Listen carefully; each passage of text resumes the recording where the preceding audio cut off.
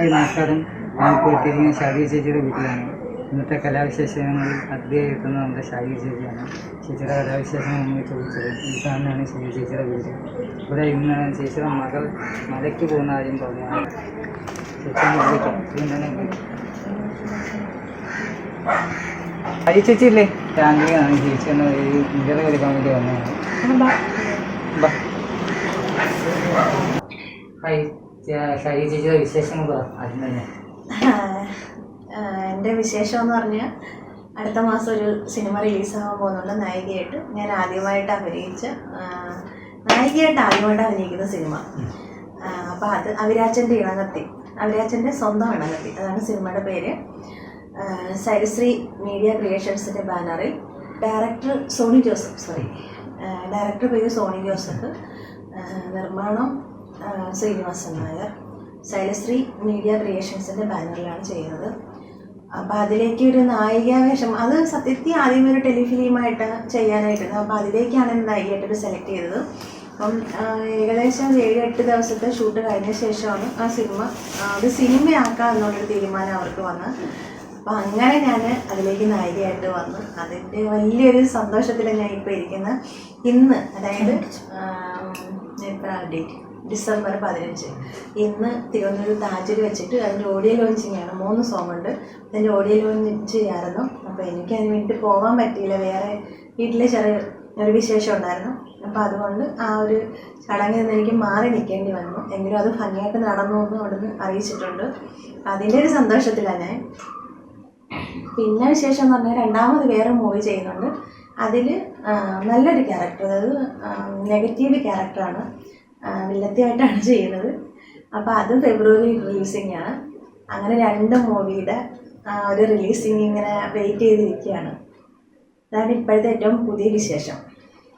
ചേച്ചിയുടെ കലാരംഗത്തുള്ള തുടക്കം എവിടെ നിന്നായിരുന്നു ആദ്യം?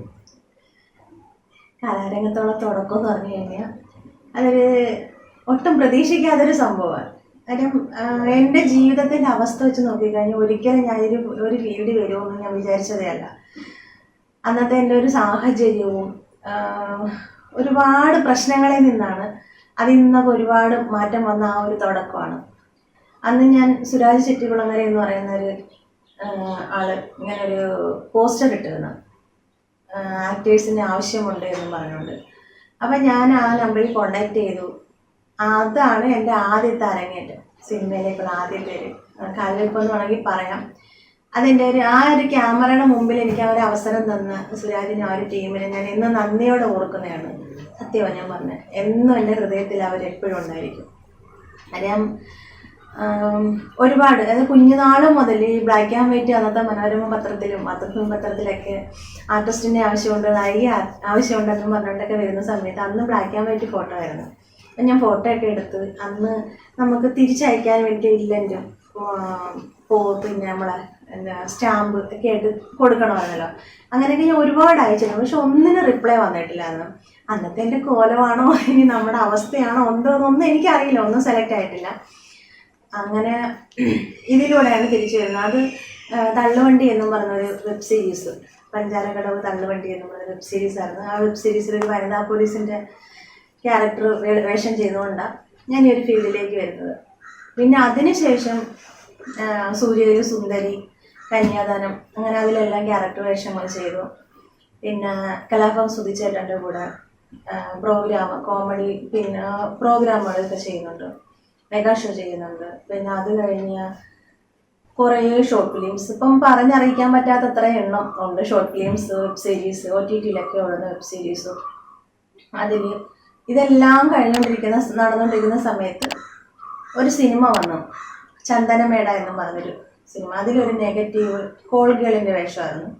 ഞാൻ ഭംഗിയായിട്ട് ചെയ്തു എന്നാണ് എൻ്റെ വിശ്വാസം. പക്ഷെ ആ സിനിമ എന്തോ ഭാഗ്യം കൊണ്ട് ഇറങ്ങിയില്ല. ആ സിനിമ ഇപ്പോഴും പെട്ടിയിലിരിക്കുകയാണ്. അവിടെ പ്രൊഡ്യൂസറിൻ്റെ എന്തോ പ്രശ്നമുണ്ട്, ഫണ്ടിൻ്റെ പ്രശ്നമുള്ള മൂവി ഇറങ്ങിയിട്ടില്ല.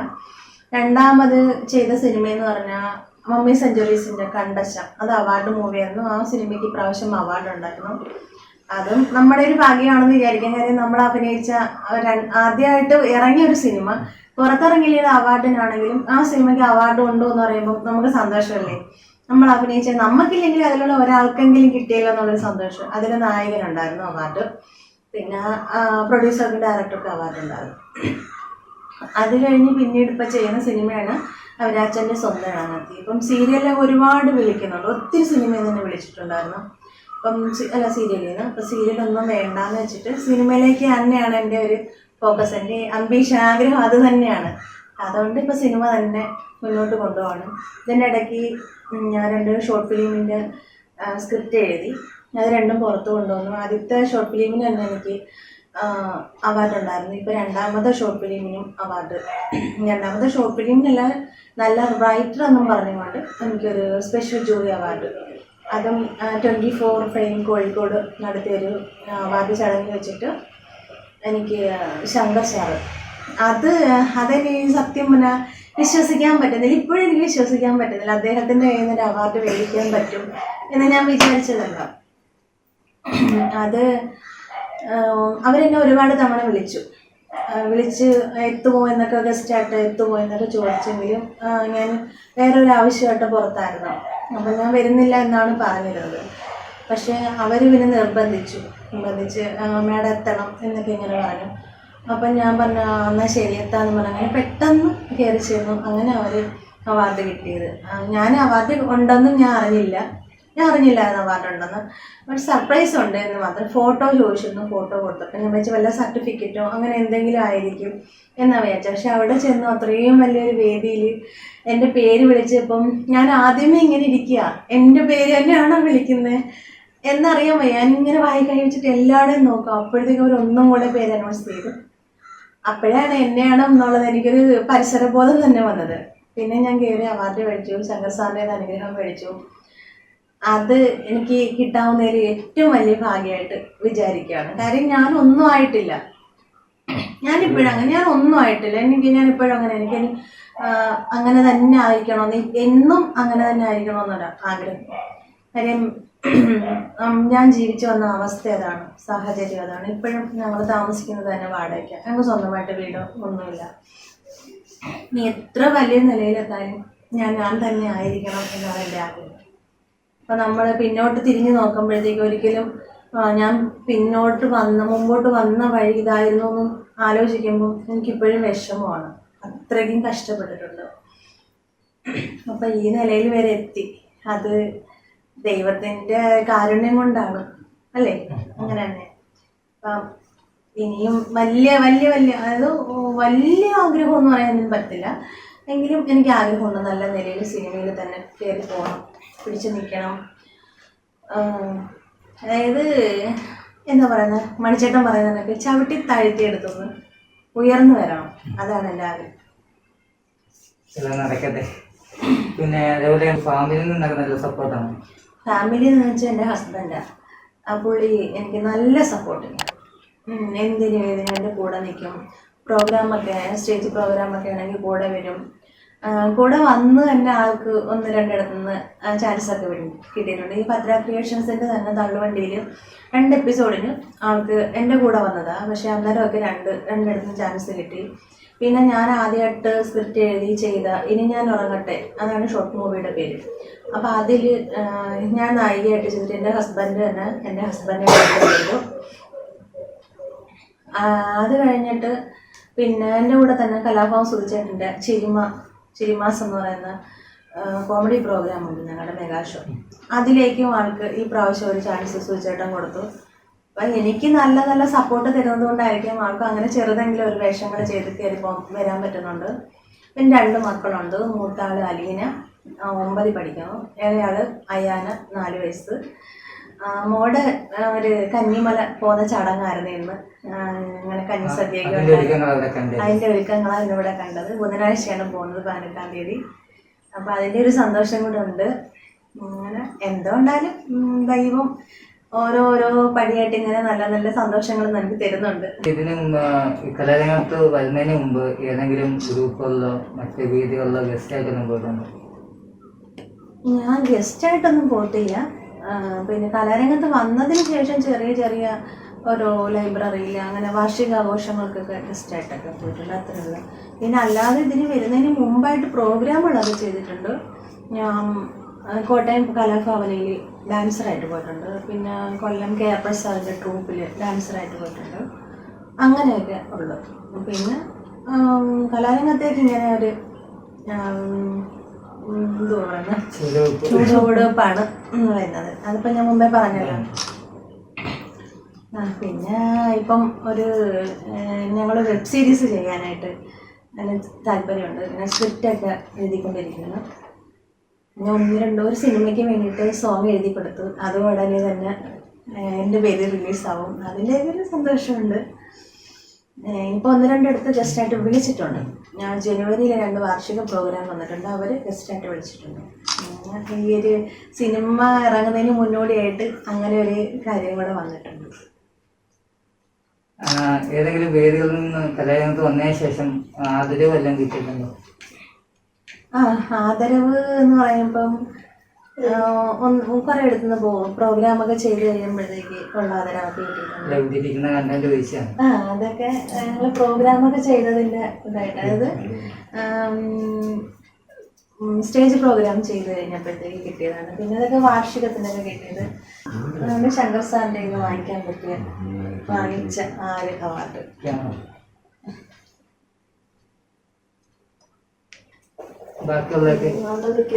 ഇതൊരു കായംകുളത്തെ ഒരു സ്പോർട്സ് ഗ്രൂപ്പ് ക്ലബിൽ നിന്ന് കിട്ടിയതാണ്. പിന്നെ പ്രത്യേകിച്ച് ഇപ്പോൾ പറയാനെന്ന് വെച്ച് കഴിഞ്ഞാൽ ശങ്കർ സാറിൻ്റെ നിന്ന് വാങ്ങിച്ചതാണ് ഏറ്റവും വലിയൊരു സന്തോഷം. അത് നമ്മളൊട്ടും പ്രതീക്ഷിക്കാതെ കൈവന്ന ഒരു ഭാഗ്യമാണ്. പിന്നെ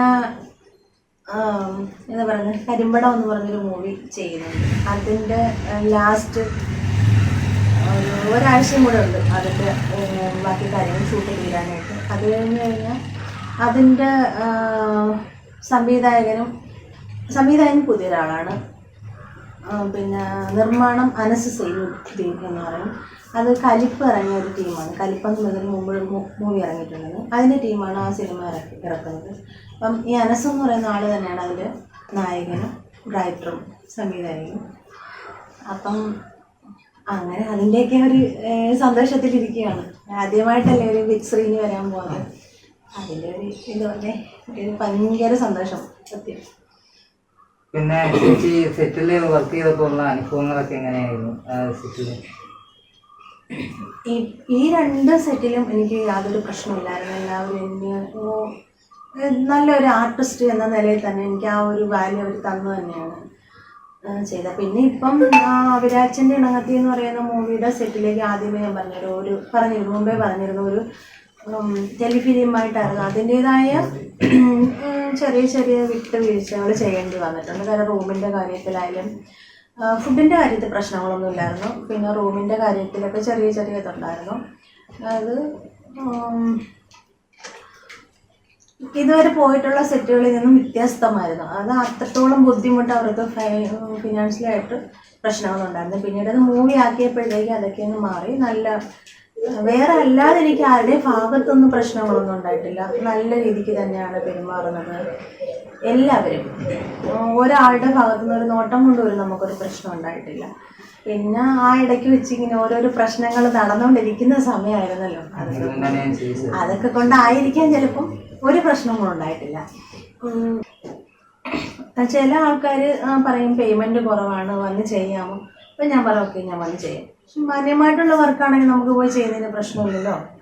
അപ്പം ഇതും അങ്ങനെ എല്ലായിടത്തും ഇപ്പം സിനിമാ മേഖലയിൽ നിന്ന് മാത്രമല്ല അത് എല്ലാ മേഖലയിലുള്ള ഒരു പ്രശ്നമാണ് ഇങ്ങനത്തെ സംഭവങ്ങൾ.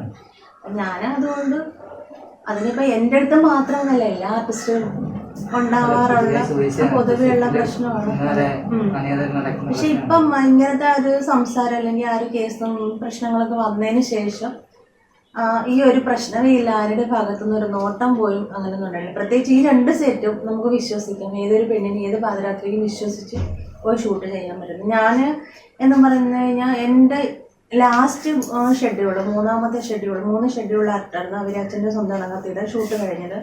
3ാമത്തെ ഷെഡ്യൂൾ ചെന്നപ്പോഴത്തേക്ക് ലേഡീസായിട്ട് ഞാൻ മാത്രമേ ഉള്ളായിരുന്നു. അപ്പോൾ നായകനും നായികയ്ക്കും മാത്രമായിരുന്നു അതിനകത്ത് സീനുകളുള്ളത്, സോങ് കട്ടുകളൊക്കെ ഉള്ളത്. അപ്പം ഞാൻ മാത്രമേ ഉള്ളായിരുന്നു. പക്ഷെ എനിക്ക് ആ സെറ്റിൽ യാതൊരു പ്രശ്നമില്ലായിരുന്നു.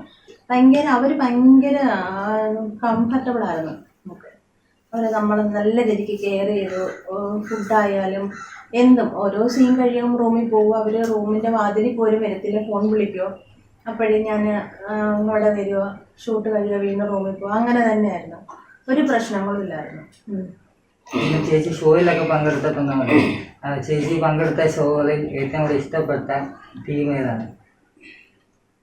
മനസ്സിലായില്ലേ, ഏത് ഷോയോ ഉദ്ദേശിച്ചത്? ചേച്ചി ഇപ്പം മറ്റേ കൊല്ലം സുചേറിന്റെ ഷോകളിൽ പോയിട്ട് വിനീഷേട്ടന്റെ ഷോകളിലൊക്കെ പോയിട്ട്, അപ്പം ഇതിനകത്ത് ഏറ്റവും കൂടുതൽ ഇഷ്ടപ്പെട്ട ടീം ഏതാണ്? അത് സുധിച്ചേട്ടൻ തന്നെ.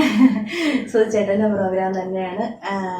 കാര്യം എന്ന് വെച്ച് കഴിഞ്ഞാൽ നല്ല പ്രോഗ്രാമാണ്. എനിക്ക് ഒരുപാട് തെറ്റുകുറ്റങ്ങളുണ്ടായിട്ടുണ്ട് ആദ്യമൊക്കെ ഞാൻ ചെല്ലുന്ന സമയത്ത്. ഇപ്പോഴും ഇല്ലെന്നൊന്നും ഞാൻ പറയുന്നില്ല, ഇപ്പോഴും ഞാൻ വലിയ ആളാണെന്ന് ഞാൻ പറയുന്നില്ല. ചെല്ലുന്ന സമയത്ത് ഇപ്പം കലാഭവൻ മറ്റേ വിനീഷേട്ടൻ്റെയൊക്കെ വിനീഷിൻ്റെ ഗ്രൂപ്പിൽ പോയെന്ന് വെച്ചാൽ, പക്ഷെ അവരുടെ കൂടെ പോയി കഴിഞ്ഞാലും എൻ്റെ ഇഷ്ടത്തിന് എനിക്ക് ചെയ്യാം, എൻ്റെ ഇഷ്ടത്തിന് എനിക്ക്. പക്ഷെ അതല്ല എനിക്ക് വേണ്ടത്. എൻ്റെ തെറ്റുകളെ പറഞ്ഞ് തിരുത്തി തരുന്ന ഒരാൾ. ഞാനത് എപ്പോഴും വീട്ടിൽ പറയും. സുധിച്ചേട്ടൻ്റെ കൂടെ പോയത് കൊണ്ടാണ് എനിക്ക് സ്റ്റേജ് എങ്ങനെ മാനേജ് ചെയ്യണം, സ്റ്റേജിൽ എങ്ങനെ തിരിഞ്ഞു നിൽക്കണം, എങ്ങോട്ട് നടക്കണം എന്നൊക്കെ പറഞ്ഞു തന്നത് സുധിച്ചേട്ടനാണ്. സത്യമായിട്ടാണ്. അത് ഞാൻ എപ്പോഴും വീട്ടിൽ പറയും. എനിക്ക് വന്ന തെറ്റുകുറ്റങ്ങൾ, അല്ലെങ്കിൽ ഞാൻ ഇങ്ങനെ നടക്കണം, ഇങ്ങനെ നിൽക്കണം, ഇങ്ങനെ ഓഡിയൻസിനെ നോക്കണം, മൈക്കിൽ ഇങ്ങനെ സംസാരിക്കണം, ഡാൻസ് ഇങ്ങനെ ചെയ്യണം, ശരീരം ഇങ്ങനെ, ഓരോ കാര്യങ്ങളും എടുത്തെടുത്ത് സൂചിച്ചേട്ടൻ പറഞ്ഞില്ല. അതുകൊണ്ട് എൻ്റെ തെറ്റുകുറ്റങ്ങളെല്ലാം എനിക്ക് മനസ്സിലാക്കാൻ പറ്റി. അത് നമ്മുടെ ഇഷ്ടത്തിന് ചെയ്തു കഴിഞ്ഞാൽ അതൊരു ഭംഗിയായിട്ടൊരു പ്രോഗ്രാം ആയി വരത്തില്ലല്ലോ. ഒരാളെ നമുക്ക് തിരുത്താൻ ഒരു ഗുരു ഉണ്ടെങ്കിലല്ലേ നമുക്കത് ഭംഗിയായിട്ട് വരത്തുള്ളൂ. സുധിച്ചേട്ടൻ്റെ പ്രോഗ്രാം. അതുകൊണ്ട് ഇപ്പോൾ എന്നെ ഒരുപാട് ടീമിൽ നിന്ന് വിളിച്ചിട്ടുണ്ട്, ഒരുപാട്. ഇപ്പം നാടകമായാലും ബാലയായാലും ഒരുപാട് പേര് വിളിച്ചിട്ടുണ്ട്. പിന്നെ ഈ മിമിക്രി ട്രൂപ്പുകളിൽ നിന്ന് തന്നെ ഒരുപാട് വരുന്നു. തിരുവല്ലയിൽ നിന്ന്, കായംകുളത്ത് നിന്ന്, ആലപ്പുഴയിൽ നിന്ന്, നമ്മുടെ ചിത്തൻ ആലപ്പുഴ, പിന്നെ അങ്ങനെ ഒരു 3-4 പേര് എന്നെ വിളിച്ചിട്ടുണ്ട്. അപ്പോഴൊക്കെ ഞാൻ വരുന്നില്ല, ഞാൻ സുധിച്ചേട്ടൻ്റെ കൂടെയാണ് പ്രോഗ്രാം ചെയ്യുന്നത്. അത് സുധിക്ക് പ്രോഗ്രാം ഇപ്പോൾ കുറവാണല്ലോ. അപ്പം ഞാൻ പറഞ്ഞു, സുധിച്ചേട്ടൻ ഇവിടെ ഇല്ല, വൈഫ് ഗൾഫിലാണ്, സുധിച്ചേട്ടൻ ഇടയ്ക്ക് ഗൾഫിൽ പോകും, അപ്പോൾ പോയിട്ട് തിരിച്ചു വരുമ്പോഴത്തേക്കാണ് പ്രോഗ്രാം പിടിക്കുന്നത്. ആ സമയത്ത് ഉള്ള പ്രോഗ്രാം മതി, ഞാൻ അതിലേ പോകുന്നോളെന്ന് പറയും. അപ്പം ആരും ഒന്നും പറയത്തില്ല, എല്ലാവരും ഓക്കെ പറയും. നമ്മുടെ ഇഷ്ടമല്ലേ നമ്മൾ പോകുന്നതും പോകാത്തതും. ഞാനും നിർബന്ധിച്ചിട്ടില്ല. ഞാൻ ഒരുപാട് ടീമിൽ നിന്ന് നാടകമായാലും ബാലയായാലും ഇതായാലും വിളിച്ചിട്ട്. പിന്നെ ഇപ്പോൾ ഈ ഇടയ്ക്ക് ബമ്പർച്ചിരിയിൽ ഇന്നലെ ബമ്പർച്ചിരിയിൽ നിന്ന് വിളിച്ചായിരുന്നു. അപ്പം ഞാൻ ഈ ഒരു ഇൻ്റർവ്യൂവിൻ്റെ കാര്യം പറഞ്ഞിട്ട് ഒഴിഞ്ഞു മാറി. അപ്പം നാളെ ഒരു ഇൻ്റർവ്യൂ പറഞ്ഞിട്ടുണ്ട്. ഞാൻ പറഞ്ഞല്ലോ, മറ്റേ അവരാച്ചൻ്റെ സ്വന്തം ഇളങ്ങത്തിയുടെ ഇൻ്റർവ്യൂ ചിലപ്പോഴത്തേക്ക് കൺഫേം അല്ലെങ്കിൽ നാളത്തേക്കാണെന്ന് പറഞ്ഞിരിക്കുന്നത്. ഇന്നലെ വെച്ചിരുന്നത്, അപ്പം അത് മാറി. അപ്പം അത് ഡയറക്ടർ സോണി സാറിൻ്റെ എന്തോ ഒരു പ്രശ്നം കൊണ്ട് ഒഴിഞ്ഞു മാറി. പുള്ളിക്ക് എന്തോ സമയമില്ല, അതുകൊണ്ട് ഒഴിഞ്ഞു മാറി. ഇപ്പം നാളത്തേക്ക് വെച്ചിരിക്കുന്നത്, അതുകൊണ്ട് ഞാൻ അതിൽ നിന്ന് ഒഴിഞ്ഞു മാറി. അപ്പം ബമ്പർച്ചിരിയിലേക്ക് ഇങ്ങനെ സെലക്ട് ആയി കിടന്നു. പിന്നെ കോമഡി മാസ്റ്റേഴ്സിൽ 2-3 എപ്പിസോഡ് ചെയ്തിട്ടുണ്ടായിരുന്നു. അങ്ങനെയൊക്കെ പോകുന്നു. ഇപ്പൊ പറഞ്ഞ മറ്റേ സുധിച്ചേട്ടൻ്റെ ട്രൂപ്പിന്റെ പേരെന്താണ്? Stars of Kerala. ഒരുപാട് ആർട്ടിസ്റ്റുകളുണ്ടല്ലേ? ഒരുപാട് പേരുണ്ട്. നമ്മൾ വലിയൊരു പ്രോഗ്രാമാണ്. ആദ്യം മാജിക്, ഡാൻസ്, പാട്ട്, ഒരുപാട് കലാകാരന്മാർ, അതായത് ചാനൽ കലാകാരന്മാർ തന്നെ ഉള്ളത് ഏറ്റവും കൂടുതൽ അതിനകത്ത്. അതിലേക്കൊക്കെ ഞാനതൊക്കെ ഭയങ്കര ഭാഗ്യമായിട്ടൊക്കെ കരുതുന്നത്. സുധിച്ചേട്ടനെയൊക്കെ പോലെ 10-30 വർഷം പഴക്കമുള്ള എല്ലാ ചാനലിലും എല്ലാ നടന്മാരുടെയും കൂടെ പ്രോഗ്രാമൊക്കെ അവതരിപ്പിച്ച് വന്ന ഒരു ആളാണ്. അപ്പം അദ്ദേഹത്തോട് അത്രയും ബഹുമാനം എനിക്കുണ്ട്. അങ്ങനെ ഒരാളുടെ കൂടെ ഇപ്പം എനിക്ക് പ്രോഗ്രാം അവതരിപ്പിക്കാന്നൊക്കെ പറഞ്ഞാൽ അതൊക്കെ എൻ്റെ ഭാഗ്യമായിട്ടാണ് ഞാൻ കരുതുന്നത്. പിന്നെ ചേട്ടൻ ചേട്ടൻ അപ്പൊ നമുക്ക് ശാശിയിലെ ചേട്ടനോട് എത്തിയിരിക്കുകയാണ്. ചേട്ടനോട് നമുക്ക് ചേട്ടൻ്റെ വിശേഷങ്ങൾ പ്രേക്ഷകരിലേക്ക് എത്തിക്കാം. ചേട്ടൻ്റെ വിശേഷങ്ങൾ ആദ്യം തന്നെ. എൻ്റെ വിശേഷം എന്ന് പറഞ്ഞു കഴിഞ്ഞാൽ എൻ്റെ വൈഫ് ഈ ഒരു സ്റ്റേജിലെത്തിയത് തന്നെയാണ് എൻ്റെ ഏറ്റവും വലിയ വിശേഷം. ഈ ഒരുപാട് പുരസ്കാരങ്ങൾ നല്ല നല്ല കലാകാരന്മാരിൽ നിന്നും വാങ്ങിയാൻ പറ്റിയതിൽ എനിക്ക് വളരെ സന്തോഷമുണ്ട്. അതോടൊപ്പം തന്നെ എൻ്റെയും എൻ്റെ മക്കളെയും അവളെ അറിയാമെന്നുള്ള എൻ്റെ വൈഫിനെ അറിയാമെന്നുള്ള എല്ലാവരെയും പ്രാർത്ഥനയും കാര്യങ്ങളുള്ളതുകൊണ്ട് ഇവിടം വരെയൊക്കെ എത്തിച്ചേർന്നു. ഇതിൽ നല്ലതിൽ എത്തിച്ചേരണം എന്ന് ഉണ്ട്, എത്തിച്ചേരും. ദൈവം അനുഗ്രഹിക്കുമെന്നാണ് ഞങ്ങളുടെ വിശ്വാസം. പിന്നെ മക്കളൊക്കെ വന്നതിൻ്റെ അതൊക്കെ മക്കള് ഒരാളെ ഞങ്ങൾ ശബരിമലയിൽ പോകാനായിട്ട് മാലയൊക്കെ ഇട്ട് നിൽക്കിയ സ്വാമിയാണ്. പിന്നെ മൂത്ത മോളുണ്ട്. മൂത്ത മോള് ചെറിയ ശരീരത്തിൻ്റെ ഒരു അസ്വസ്ഥത കൊണ്ട് പനിയായിട്ട് കിടക്കാണ്. അല്ലാതെ വേറെ വിശേഷമില്ല. പിന്നെ ചേട്ടൻ്റെ കലാവിശേഷങ്ങൾ എന്താണ്? എൻ്റെ കലാവിശേഷങ്ങളെന്ന് പറഞ്ഞു കഴിഞ്ഞാൽ ഞാൻ ഒരു ഡാൻസറായിരുന്നു.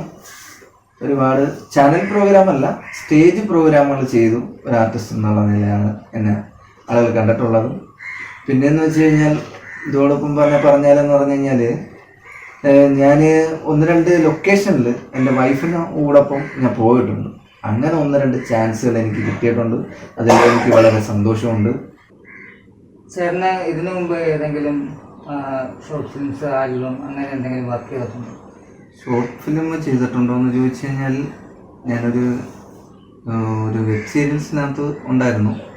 വെബ് സീരീസ് എന്ന് പറഞ്ഞാൽ കായംകുളം ഫദ്ര ക്രിയേഷൻസിൻ്റെ ബാനറിൽ നടത്തിയൊരു മാവേലിക്കൊരു വയ്യാവേലി എന്ന് പറയുന്ന ആ ഒരു ഷോർട്ട് ഫിലിമിൽ ഞാൻ ഉണ്ടായിരുന്നു. പിന്നെ അതോടൊപ്പം എൻ്റെ വലിയ ഭാഗ്യം എന്ന് പറഞ്ഞാൽ എൻ്റെ വൈഫ് തന്നെ കഥ എഴുതി ഡയറക്ഷൻ ചെയ്ത ഒരു വെബ് സീരീസ് ഇനി ഞാൻ ഉറങ്ങട്ടെ എന്ന ഷോർട്ട് ഫിലിമിൽ എനിക്ക് അഭിനയിക്കാൻ, അത് ഈ റിയലായിട്ടുള്ള ഹസ്ബൻഡ് വേഷം എനിക്ക് ആ ഷോർട്ട് ഫിലിമിലും എൻ്റെ വൈഫ് എനിക്ക് തന്നു. എനിക്ക് വളരെ സന്തോഷമായി. അതിനകത്ത് ഞാൻ ഹസ്ബൻഡ് വൈഫായിട്ടാണ് അഭിനയിച്ചത്. എനിക്ക് വളരെ സന്തോഷമായിരുന്നത്. കുഴപ്പമില്ലാതെ അത് ആ ഷൂട്ട് തീർന്നു. ആ ഷൂട്ടിൽ എൻ്റെ വൈഫ് എന്ന് പറഞ്ഞ ഒരു നെഗറ്റീവ് ക്യാരക്ടറായിരുന്നു. അതിന് എൻ്റെ വൈഫിന് അവാർഡൊക്കെ കിട്ടി. ട്രിവാൻഡ്രത്ത് വെച്ചായിരുന്നത് കിട്ടിയത്. ഗന്ധർവ സംഗീതം എന്ന ആ ഒരു അതിൻ്റെ ആയിരിക്കുന്നത്. അതിൻ്റെ ആയിരിക്കുന്നത്. ഇതാണ് എൻ്റെ വൈഫിന് ഷോർട്ട് ഫിലിമിലൂടെ കിട്ടിയ ആ ഒരു അംഗീകാരം.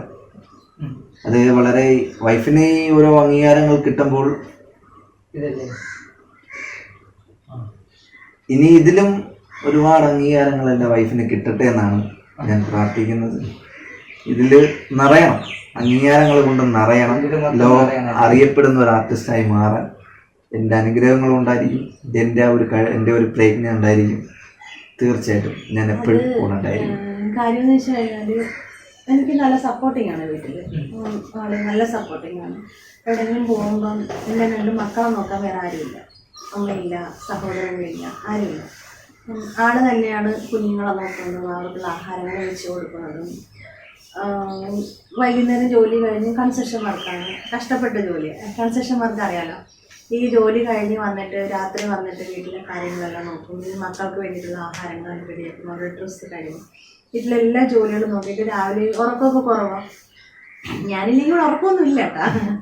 രാവിലെ വീണ്ടും എണീറ്റ് ഇവിടുത്തെ കാര്യങ്ങൾ നോക്കുക, ജോലിക്ക് പോവുക, വീണ്ടും സ്ഥിരത തന്നെ. അപ്പം അത്രയും ബുദ്ധിമുട്ട് ഞങ്ങളുടെ ജീവിതത്തിലുണ്ട്. എൻ്റെ അമ്മയെന്ന് വെച്ചാൽ മാനസിക രോഗം. അപ്പോൾ അമ്മ കൊട്ടാരക്കര കലയപുരം ആശ്രയ സങ്കേതത്തിൽ അന്ത്യവാസിയായിട്ടില്ല. എന്ന് വെച്ചാൽ നമ്മൾ ഒരു നോർമൽ സ്റ്റേജിലുള്ള ഒരാളാണെങ്കിൽ ഒരിക്കലും ഉണ്ടാക്കത്തില്ലായിരുന്നു. നമുക്ക് അമ്മയെ നോക്കി നിൽക്കാൻ പറ്റുന്ന ഒരവസ്ഥയല്ല. അത്രയും നമ്മളെ തിരിച്ചറിയാൻ പോലും പറ്റാത്ത ഒരു സാഹചര്യം അമ്മയ്ക്ക് ഉണ്ടായിരുന്നു. അവിടെ കൊണ്ടുപോയതിന് ശേഷം ആൾക്ക് കുറേയൊക്കെ വ്യത്യാസം വന്നു. ചൂട് കൂടുന്ന സമയത്ത് പെട്ടെന്ന് ആള് വയലൻ്റ് ആവും. അപ്പോൾ ചിലപ്പോൾ എന്താ ചെയ്യുന്നത് എന്നൊന്നും പറയാൻ പറ്റില്ല. ഇറങ്ങിപ്പോവും, വീട്ടിൽ ഇരിക്കത്തില്ല. രാവിലെ ഇറങ്ങിപ്പോവും, എപ്പോഴെങ്കിലുമൊക്കെ വരും, ആഹാരം കഴിക്കത്തില്ല. എപ്പോഴും കുളിക്കും കേട്ടോ, എപ്പോഴും കുളിയാണ് ആൾ, എപ്പോഴും വൃത്തിയാണ്. അപ്പം ഫുഡൊന്നും കഴിക്കത്തില്ല. പിന്നെ നമ്മളായിട്ട് ഹോസ്പിറ്റലിൽ കൊണ്ടുപോവുകയോ മരുന്ന് മേടിച്ച് കൊടുക്കുകയൊക്കെ ചെയ്ത് കഴിഞ്ഞാൽ ആ ഗുളികയൊന്നും കഴിക്കത്തില്ല, നമ്മുടെ കൂടെ നിൽക്കത്തില്ല. അങ്ങനെയൊക്കെ കുറേ പ്രശ്നങ്ങളുണ്ടായിരുന്നു. അങ്ങനെയൊക്കെ ആയി വന്നപ്പോൾ പിന്നെ എനിക്ക് ഈ മോള്, അന്ന് മൂത്ത മോള് മാത്രമേ ഉണ്ടായിരുന്നു. അവളെ നോക്കുമോ അമ്മയെ നോക്കുമോ. അപ്പം എൻ്റെ അമ്മാമ്മ എൻ്റെ കൂടെയായിരുന്നു, അമ്മയുടെ അമ്മ. അവർക്കൊരു ആക്സിഡൻറ്റ് പറ്റിയിട്ട് കാല് മുറിച്ച് വീട്ടിൽ കിടക്കുമായിരുന്നു. ഈ അമ്മാമ്മയെ നോക്കണം. അന്ന് ഞങ്ങൾക്ക് ഒരുപാട് ബുദ്ധിമുട്ടുണ്ട്. പട്ടിണിയൊക്കെ കിടന്ന് കുറേ സമയം ഉണ്ടായിരുന്നു. ആള് ഗൾഫിലായിരുന്നു. അപ്പം ഗൾഫിൽ പോകുന്ന സമയത്ത് കുറേ ബാധ്യതയൊക്കെയായിരുന്നു. അവിടെ ഒരു അറബിയുടെ കീഴിലായിരുന്നു, നല്ല കമ്പനിയൊന്നും ഉണ്ടായിരുന്നു. അപ്പം ശമ്പളമൊക്കെ ഒരുപാട് വളരെ കുറവ്. മാസം 5000 രൂപ, 6000 രൂപ, 7000 ഇത്രയൊക്കെ കിട്ടത്തുള്ളൂ. അതുകൊണ്ടൊരു കുടുംബം കഴിഞ്ഞോൻ പറ്റില്ല. പ്രത്യേകിച്ച് ഇങ്ങനെയുള്ള ഒരു അസുഖക്കാരൊക്കെ ഉള്ള വീട്ടിൽ അമ്മയ്ക്ക് മാനസിക ഗൾഫിൽ. എൻ്റെ മോൾക്ക് അന്നൊരു 5-6 വയസ്സ്. അവസാനം ഞാൻ സത്യം പറഞ്ഞാൽ ലോട്ടറി കടയിൽ വരെ ജോലിക്ക് പോയിട്ടുണ്ട്. ലോട്ടറി കടയിലൊക്കെ നിന്ന് അവിടെ നമുക്ക് ഒരു സ്ത്രീ ഒരു അന്നത്തെ കാലത്തൊക്കെ എന്ന് വെച്ചാൽ ഇപ്പോഴൊക്കെ ആണെങ്കിൽ എല്ലാ പെൺപിള്ളേരും എന്ത് ജോലിയും ചെയ്യാൻ തയ്യാറാവുന്നു. അങ്ങനെ ഈ സമൂഹത്തിൽ എന്ത് ജോലിയും ചെയ്യാൻ അവർ ഇറങ്ങി നടക്കുന്നതുകൊണ്ട് ഒരു പ്രശ്നമാണ്. പക്ഷെ ആ സമയത്തൊക്കെ ലോട്ടറി കടയിലൊക്കെ പെൺപിള്ളേരൊക്കെ നിൽക്കുന്നതേ ഉള്ളൂ. എനിക്ക് അവിടെ നിന്ന് ഒരുപാട് ബുദ്ധിമുട്ടോട് സഹിച്ച് ഞാൻ അവിടെ നിൽക്കേണ്ടി വന്നിട്ടുണ്ട്. അങ്ങനെയൊക്കെ കുറേ കടമൊക്കെ ആയിട്ട് ഇരിക്കുന്ന സമയമായിരുന്നു. അപ്പോഴ് എൻ്റെ അമ്മ എനിക്ക് അവിടോട്ട് ആക്കേണ്ടി വന്നു. കാര്യം ഇല്ലെങ്കിൽ എൻ്റെ അമ്മയെ നോക്കാൻ പറ്റാത്ത അവസ്ഥയായി. ഇറങ്ങിപ്പോവും, ബസ്സിൻ്റെ ഇടയിലൊക്കെ ചെന്ന് കയറും. നമ്മളറിയാവുന്ന ബസ്സുകാരൊക്കെ നമ്മളോട് പരാതി പറയും, നിങ്ങൾ അമ്മയെ നിങ്ങൾ സൂക്ഷിക്കാതിരുന്നാൽ നിങ്ങൾ പിടിച്ച് കെട്ടിയിടുക, അല്ലെങ്കിൽ പിടിച്ച് ഏതെങ്കിലും മാനസിക ആശുപത്രി കൊണ്ടാക്കും.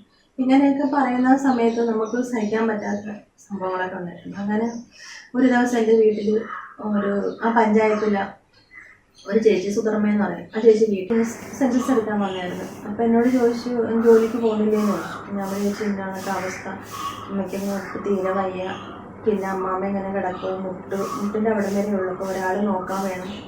സത്യം പറഞ്ഞാൽ അന്ന് വീട് പട്ടിണിയാണ്, ആഹാരം പോലും വെച്ചിട്ടില്ല, കുഞ്ഞിന് പോലും ഒന്നും കൊടുത്തിട്ടില്ല, അത്ര ഒരു അവസ്ഥയില്ല. അപ്പോൾ ആ ചേച്ചി എനിക്കൊരു 200 രൂപ എടുത്തുകൊണ്ട് എൻ്റെ അടുത്ത് പറഞ്ഞ്, നീ എന്തെങ്കിലും വാങ്ങിച്ച് വെക്ക്, ഞാൻ എന്തെങ്കിലും വഴി ഉണ്ടാക്കാമെന്ന് പറഞ്ഞു. അന്ന് വൈകുന്നേരത്ത് തന്നെ പിന്നെ പഞ്ചായത്തിൽ നിന്ന് 2-3 പേര് വന്ന് കണ്ടതിൻ്റെ അവസ്ഥ അവർക്ക് മനസ്സിലായി. അങ്ങനെ അതിൻ്റെ പിറ്റേ ദിവസം അന്ന് അവരെന്നോട് പറഞ്ഞ്, വിഷമിക്കേണ്ട, നമുക്കതിന് പരിഹാരം ഉണ്ടാക്കാമെന്ന് പറഞ്ഞു. പിറ്റേ ദിവസം അവരായിട്ട് തന്നെ തലവര ആശ്രയയിൽ വിളിച്ചു വന്നിട്ട് അവിടുത്തെ ജോസ് സാറും അവിടുത്തെ സെക്രട്ടറി പ്രസിഡൻറ്റും ഒരു 2-3 പേര് കൂടി വീട്ടിൽ വന്നിട്ട് അവിടുത്തെ അവസ്ഥകൾ കണ്ട് മനസ്സിലാക്കിയിട്ട് അവർ പറഞ്ഞ വിഷമിക്കേണ്ട, അമ്മാമ്മയെ ഞാൻ കൊണ്ടുപോകാമെന്ന്. പക്ഷെ അമ്മയെ കൊണ്ടുപോകുന്നത് അവർ തീരുമാനിച്ചു, പറഞ്ഞില്ലായിരുന്നു. അമ്മാമ്മയെ കൊണ്ടുപോകാമെന്ന് പറഞ്ഞു. കാലും മുറിച്ച് ഇത്രയും പ്രായമായിട്ട് സ്ത്രീകൾ, അപ്പോൾ അവരെ നോക്കാൻ ഒരാൾ എപ്പോഴും വേണം. അപ്പോൾ എനിക്ക് ഇവരെ ഇട്ടിട്ട് ജോലിക്ക് ഇറങ്ങി പോകാൻ പറ്റില്ല, വീടും പട്ടിണിയായി, കടവും പടത്തിൻ്റെ മേടി കടവും, ഭയങ്കര ബുദ്ധിമുട്ട്. ആത്മഹത്യയുടെ വക്കീലായിരുന്നു ഞാൻ, സത്യം ആത്മഹത്യയുടെ വക്കീലാണ്. പുള്ളി വിളിക്കുമ്പോഴേ ഞാൻ പറയത്തില്ല ഇത്ര അവസ്ഥയിൽ. എന്ന് വെച്ചാൽ അന്ന് ഇപ്പം വന്നിട്ടുള്ള കുറേ മൈക്രോ ഫിനാൻസ് ഒക്കെ ഉണ്ടല്ലോ, അതിൽ നിന്നെല്ലാം ലോൺ എടുത്തിട്ടുണ്ടായിരുന്നു. ഓരോ ദിവസവും ഓരോരോ ആവശ്യങ്ങൾ വരുമ്പോൾ നമ്മൾ ലോൺ എടുക്കും. അങ്ങനെ ആ കടത്തിന് വേണ്ടി കടമായി ഒരു ആത്മഹത്യയുടെ വക്കീൽ നിൽക്കുന്ന സമയത്താണ് ആ ചേച്ചി ദൈവമായിട്ട് അവിടെ എത്തിച്ചത്. അങ്ങനെ അവർ മുഖേനയായിട്ട് ഈ ആശ്രയിന്ന് അവർ വന്നു. അങ്ങനെ അവർ 2 ദിവസം കഴിഞ്ഞ് ഒരു ഡേറ്റ് പറഞ്ഞിട്ട് പോയി. ആ ഡേറ്റിൽ അവർ വീട്ടിൽ വന്നു, അമ്മാമ്മയെ കൊണ്ടുപോകുന്ന കാര്യം പറഞ്ഞപ്പോഴാണ് അമ്മയ്ക്ക് ഇങ്ങനെ വയ്യാത്തതെന്ന് അവർ സത്യത്തിൽ അന്നാണ് കൂടുതൽ ശ്രദ്ധിക്കുന്നത്. ആ സ്പോട്ടിൽ തന്നെ അവർ അമ്മയും കൂടെ കൊണ്ടുപോയിട്ട് അമ്മയ്ക്ക് വേണ്ടിയുള്ള ബെറ്റർ ആയിട്ടുള്ള ചികിത്സകൾ നടന്നു. മെഡിക്കൽ കോളേജിലൊക്കെ കിടത്തി അമ്മയ്ക്ക് ചെറിയൊരു ഓപ്പറേഷനൊക്കെ ഉണ്ടായിരുന്നു. അപ്പോൾ ആ ഓപ്പറേഷനൊക്കെ കഴിഞ്ഞു. ഞാനും കുറച്ച് ദിവസം അമ്മയുടെ കൂടെ മെഡിക്കൽ കോളേജിൽ നിന്നു. ആ സമയത്ത് എൻ്റെ മോളെ നോക്കാൻ ആരുമില്ലായിരുന്നു. ഞാൻ മോളെ അവിടുത്തെ തന്നെ അനാഥാലയത്തിൽ കുട്ടികളോടൊപ്പം, സ്നേഹസദനത്തിലെ കുട്ടികളോടൊപ്പം എൻ്റെ മോളെ നിർത്തി ഒരു 10-17 ദിവസത്തോളം ആ കുഞ്ഞുങ്ങളോടൊപ്പം എൻ്റെ മോള് വളർന്നു. അതുകൊണ്ട് ഒരു അച്ഛനും അമ്മ ഇല്ലാത്ത കുഞ്ഞുങ്ങളുടെ വിഷമം എന്താണെന്ന് അവൾ പഠിച്ചു. അവൾക്ക് മനസ്സിലാക്കാൻ പറ്റി വിശപ്പിൻ്റെ വില എന്താണെന്ന് ഒക്കെ അവൾ മനസ്സിലാക്കി. എന്നുവെച്ചാൽ വിശപ്പിൻ്റെ വില അറിഞ്ഞൂടാത്ത ആളൊന്നുമല്ല, പക്ഷേ ഈ ആരും ഇല്ലാതെ മറ്റൊരാളുടെ തണലിൽ ജീവിക്കുന്ന അത്രയും കുട്ടികളുടെ കൂടെ അല്ലേ എൻ്റെ മോളെ നിന്ന്. ഞാനുണ്ടായിട്ടും എനിക്ക് എൻ്റെ അമ്മയുണ്ടായിട്ട് അമ്മയുടെ സ്നേഹം എന്താണെന്ന് എനിക്ക് തിരിച്ചറിയാൻ പറ്റിയിട്ടില്ല. കാര്യം ഞാൻ ജനിച്ച ഓർമ്മയായ കാലം മുതൽ അമ്മ അങ്ങനെയാണ്. അപ്പം എല്ലാവർക്കും, എൻ്റെ നാട്ടിൽ എല്ലാവർക്കും അറിയാം ഞാൻ എങ്ങനെ വളർന്നു വന്നിരുന്നു. അപ്പം അച്ഛനെ കൊണ്ട് നമുക്ക് യാതൊരു ഫലവും ഇല്ലായിരുന്നു. അച്ഛനുണ്ട് എന്ന് അച്ഛനെന്ന പേര് മാത്രമേ ഉള്ളായിരുന്നു. അപ്പം അങ്ങനെയുള്ളൊരു അവസ്ഥയിലാണ് ജീവിച്ച് വളർന്നു വന്നത്. വീടെന്ന് പറയാൻ ചെറിയൊരു ഓലക്കൊട്ടിലായിരുന്നു. അതിൽ നിന്നും പഞ്ചായത്തുകാരായിട്ട് വെച്ച് തന്ന അന്നത്തെ കാലത്ത് 35,000 രൂപ. 35,000 ഒന്നിനും ഒരു കട്ടളം കഥ കൊടുക്കാൻ പോലും ഇല്ല. അതിൽ നിന്നും ഒരു ചെറിയൊരു വീട് വെച്ച് അതിലാണ് ഞങ്ങൾ ജീവിച്ചുകൊണ്ടിരുന്നത്. പിന്നെ കുറേ കടമൊക്കെ ആയിട്ട് അമ്മയെ അവർ കൊണ്ടുപോയി. അമ്മാമ്മയെ അവർ കൊണ്ടുപോയ ശേഷം ഞാൻ എൻ്റെ മോളെ ഒരു കൂട്ടുകാരിയുടെ വീട്ടിലും പിന്നെ അയലത്തൊരു ചേച്ചിയുണ്ട്, ശിവനെന്ന് പറഞ്ഞാൽ അവർ വീട്ടിലൊക്കെ നിർത്തുമ്പോൾ അവരൊക്കെയാണ് നോക്കിക്കൊണ്ടിരുന്നത്. പിന്നെ അവിടെ രേവതി, കവിത അങ്ങനെയൊക്കെ പറഞ്ഞ കുറച്ച് ഫ്രണ്ട്സ് ഉണ്ടായിരുന്നു. അവരൊക്കെ എൻ്റെ മോളെ നോക്കിക്കൊണ്ടിരുന്നത്. ആ സമയത്ത് പിന്നെ വീടുമസ്തം വിറ്റു. വീടുമസ്തം വിറ്റു. എൻ്റെ ഹസ്ബൻഡ് ഗൾഫിൽ തന്നെയാണ്. ആ സമയത്ത് എനിക്ക് വീടുമസ്തം വിൽക്കേണ്ട അത്രയും കടമുണ്ടായിരുന്നു. പിന്നെ ഈ കടമൊക്കെ തീർത്തു. ഞങ്ങൾ വലിയ തുകയൊന്നും ഇല്ലായിരുന്നു, ഒരു 5 സെൻറ്റ് വസ്തു ഒരു കുഞ്ഞ് വീടായിരുന്നു. ആ വീട് വിറ്റ് കടമൊക്കെ തീർത്തിട്ട് വാടകയ്ക്ക് വന്നു. ഇപ്പം 6 വർഷം കൊണ്ട് വാടകയ്ക്കാണ് താമസിക്കുന്നത്. അപ്പം ഞാൻ ജനിച്ച കാലം മുതൽ പട്ടിണി എന്താണ്, ഒരു നേരത്തെ ആഹാരമില്ലാതെ ഒരു ഉടുക്കാൻ നല്ലൊരു ഡ്രസ്സ് ഇല്ലാതെ എൻ്റെ അമ്മാമ്മ ഉണ്ടല്ലോ കാര്യം കുറിച്ച് കിടന്നത്. ഈ അമ്മാമ്മ ഓരോ വീട്ടിലൊക്കെ പോകുമായിരുന്നു. പോയിട്ട് ഇവർ ഓരോ വീടുകളിൽ പോയിട്ട് പറയും, എൻ്റെ മോൾക്ക് സുഖമല്ലാത്ത, മോൾക്ക് 2 കുഞ്ഞുങ്ങളുണ്ട്, അവർക്ക് ഇടാൻ എന്തെങ്കിലും ഡ്രസ്സ് തരുമോ ഇവർ വായിട്ട് ചോദിച്ച് അവരിട്ട് പഴകിയ ഡ്രസ്സുകൾ എൻ്റെ അമ്മാമ്മ കൊണ്ടുവന്ന് കഴുകി എനിക്ക് കൊണ്ടുതരും. അതാണ് ഞാൻ ഇട്ടിട്ടുള്ളത്. അല്ലാതെ അമ്മയുടെ ആൾക്കാരുണ്ടെന്നോ അച്ഛൻ്റെ ആൾക്കാരുണ്ടെന്നോ ആരും ഒന്നും തന്നിട്ടില്ല. ആർക്കുണ്ടെങ്കിൽ അവരവർക്ക് തന്നെയല്ലേ. ഞാനിപ്പോൾ വിചാരിക്കുന്നതെന്ന് വെച്ചാൽ നമ്മൾ കഷ്ടപ്പാടിൻ്റെ ഫലം എന്നെങ്കിലും ഒരിക്കൽ ദൈവം തരും. നമ്മൾ അത്രത്തോളം മുറുക്കി ദൈവത്തെ വിളിച്ചാൽ തെറ്റില്ല. അതാണ് എൻ്റെ ജീവിതം. അപ്പം ഞങ്ങളുടെ വിവാഹം കഴിഞ്ഞു, വലിയ പ്രശ്നമൊന്നുമില്ലാതെ ജീവിതം മുമ്പോട്ട് പോകുന്നുണ്ട്. പിന്നെ എന്താണെന്ന് വെച്ചാൽ ഫിനാൻഷ്യലി ഒരു പ്രോബ്ലം, വീടില്ല. അതൊക്കെയാണ് എൻ്റെ ഏറ്റവും വലിയൊരു ആഗ്രഹം എന്ന് പറയുന്നത്. എനിക്കൊരു വീട്, വലിയ വീടൊന്നും വേണമെന്നില്ല, കൊച്ചൊരു വീട്, ഒരു ഒതുങ്ങി ഞങ്ങൾക്ക് വാടക ചില മാസങ്ങളിൽ വാടക കൊടുക്കാൻ പറ്റാറില്ല. അപ്പം വാടക കൊടുക്കാതെ നമുക്ക് കയറി കിടക്കാൻ ആരും അടിച്ചിറക്കാതെ സ്വന്തമായിട്ടൊരു വീട് നമുക്ക് വെക്കണം. അതിന് വേണ്ടിയിട്ട് ദൈവം അതിനും കൂടെ ഒരു അവസരം തരട്ടെ. എൻ്റെ മക്കളെ 2 പേരെ നല്ല രീതിക്ക് പഠിപ്പിക്കണം, സ്വസ്ഥമായിട്ട് ജീവിക്കണം, കടമൊന്നുമില്ല. ഇപ്പോൾ കടമൊന്നും വലുതായിട്ട് പറയാൻ വേണ്ടിയിട്ടൊന്നുമില്ല, എല്ലാ കടങ്ങളൊക്കെ തീർത്തു. ഞാൻ എവിടെയെങ്കിലും 2 സെൻറ്റ് വസ്തു മേടിക്കണം, അല്ലെങ്കിൽ വീട് വെക്കണം. എനിക്കാണ് ഇപ്പോഴത്തെ ആഗ്രഹം. അങ്ങനെ അത്രയും കഷ്ടപ്പാടിൽ നിന്ന് വളർന്നു വന്നതുകൊണ്ട് നമ്മളൊക്കെ സഹായിച്ചവരൊരിക്കലും മറക്കത്തില്ല. ഞാൻ മറക്കത്തില്ല. അത്രയും കഷ്ടപ്പാട് ഞാൻ സഹിച്ചിട്ടുണ്ട്. വിശന്നിട്ട്, അതായത് പണ്ട് എനിക്ക് 8-9 വയസ്സുള്ള സമയത്ത് വിശന്ന് സഹിക്കാൻ വയ്യ. എൻ്റെ അച്ഛൻ എവിടെ പോയി ഞങ്ങൾക്ക് അറിയില്ല. എൻ്റെ അമ്മയ്ക്ക് സുഖമില്ലാതെ, മാനസിക രോഗമാണല്ലോ. അങ്ങനെയുള്ള ഒരു രോഗിയുള്ള വീട്ടിൽ എന്ത് കഴിക്കാനും. എൻ്റെ ഒരു അനിയനുണ്ട്. അപ്പം ഞങ്ങൾ 2 പേരും പട്ടിണിയാണ്. എൻ്റെ വീടിൻ്റെ അടുത്തൊരു വീട്ടിൽ അവരാഹാരം കഴിച്ചുകൊണ്ടിരിക്കുകയായിരുന്നു. ആരാന്ന് ഞാൻ പറയുന്നില്ല. അപ്പം ഞാൻ ചെന്നിട്ട് എനിക്ക് വിശക്കുന്നു എന്ന് പറഞ്ഞു. അപ്പം അവരാരും ഒന്നും മിണ്ടില്ല. ഇവർ കൈ കഴുകിയിട്ട് കഥവും വലിച്ചടച്ചു. ഞാനൊന്നും മിണ്ടില്ല. ഞാനങ്ങ് പോയി. കുഞ്ഞല്ലേ, 8-9 വയസ്സേ ഉള്ളൂ. അപ്പം എനിക്ക് വിശക്കുന്നു, എൻ്റെ അനിയനും വിശന്ന് കരയുമോ. അപ്പം ഞാനെന്താ ചെയ്യുന്നറിയുമോ, അവർ വീട്ടിൽ തൊട്ടടുത്ത് വീടിനോട് ചെറുതിന് എരുത്തിനുണ്ട്, കുറേ പശുക്കളൊക്കെ കെട്ടിയിട്ടുണ്ട്. ഈ പശുവിന് കൊടുക്കാൻ വേണ്ടിയിട്ട് ഇവർ ചക്ക അരിഞ്ഞിട്ട് അതിൻ്റെ പൂഞ്ഞും മറ്റേ ചവണിയും എല്ലാം കൂടി വെച്ചിട്ടുണ്ട്. അതിനകത്തുനിന്ന് പോയി കൊത്തൻ ചക്ക പറക്കി കൊണ്ടുവന്ന് വീട്ടിൽ കൊണ്ടുവന്ന് വെറും വെള്ളം ഒഴിച്ച് ഉപ്പ് പോലും ഇല്ലാതെ വേവിച്ച് കഴിച്ച ഒരു സാഹചര്യം ഉണ്ടായിട്ടുണ്ട്. പിന്നെ എൻ്റെ അമ്മ ഇതിനൊക്കെ വിശന്ന് സഹിക്കാൻ വയ്യാതെ വരുമ്പം ഈ വയ്യാതെ, മാനസിക രോഗം മുറുകി നിൽക്കുന്ന സമയത്തും ഞങ്ങളുടെ വിശപ്പ് കണ്ട് സഹിക്കാൻ വയ്യാതെ എൻ്റെ അമ്മ എനിക്ക് പോയി ഈ പഴുത്ത ചക്ക താഴെ വീണുണ്ടല്ലോ റോഡിലൊക്കെ, അതിനകത്തുനിന്ന് പോയി ചക്കക്കുരു എടുത്തുകൊണ്ടൊന്ന് കഴുകി അതിൽ ഉപ്പ് കാണത്തില്ല, വേവിച്ച് ഞങ്ങൾക്ക് തന്നിട്ടുണ്ട്. അങ്ങനെ കുറേ പട്ടിണി കിടന്ന് വിശന്ന് ഗതികെട്ട് ഒരു തുണി, അതായത് ഇന്ന് ഇടുന്ന ഡ്രസ്സ് നാളെ മാറാനില്ല. ഒരു 5 ദിവസമൊക്കെ ആ ഡ്രസ്സ് ഇടും. എന്നിട്ട് തോർത്തെടുത്ത് കൊടുക്കും. എന്നിട്ട് തോർത്താണ് കൊടുക്കുന്നത്. ഈ തോർത്ത് കൊടുത്തുകൊണ്ട് ഈ ഉടുപ്പ് കഴുകി അത് ഉണങ്ങുന്നിടം വരെ അകത്ത് കയറിയിരിക്കും. വെയിലത്തിട്ട് ഉണങ്ങിയിട്ട് അതെടുത്തിട്ട കാലഘട്ടം ഉണ്ടായിരുന്നു. അതുകൊണ്ട് നമ്മൾ വന്ന വഴിയൊന്നും മറക്കില്ല. അതിൽ നിന്നൊക്കെ ഒരുപാട് വ്യത്യാസം വന്നു. അതുകൊണ്ടാണ് ഞാൻ എപ്പോഴും എല്ലാവരും എൻ്റെ അടുത്ത് ചോദിക്കും, ഫോട്ടോ എടുക്കാനൊക്കെ 1-2 പേരൊക്കെ കുറച്ച് സ്ഥലങ്ങളൊക്കെ ചെല്ലുമ്പോൾ ചില ആൾക്കാർ സീരിയലിലൊക്കെ ഉള്ളതല്ലേ, സിനിമയിലുള്ളതല്ലേ എന്നൊക്കെ ചോദിക്കുമ്പോൾ ഞാൻ ഫോട്ടോ എടുത്ത് അതിനെന്താ. അപ്പോൾ ഒരാളെ ഒരു ജാടയില്ല. ഞാൻ എന്ത് ജാട കാണിക്കുകയാണ്, എനിക്കൊന്നുമില്ല, ഞാൻ ഇപ്പോഴും വാടക വീട്ടില്ല എന്ന് പറയും. നമുക്കൊന്നുമില്ല, എന്തുണ്ടായിട്ടാ? ഒരു സിനിമയിലോ ഒരു സീരിയലോ മുഖം കാണിച്ച് നമ്മളെ ജാട കാണിച്ചെന്ന് നമുക്ക് എന്ത് കിട്ടാൻ?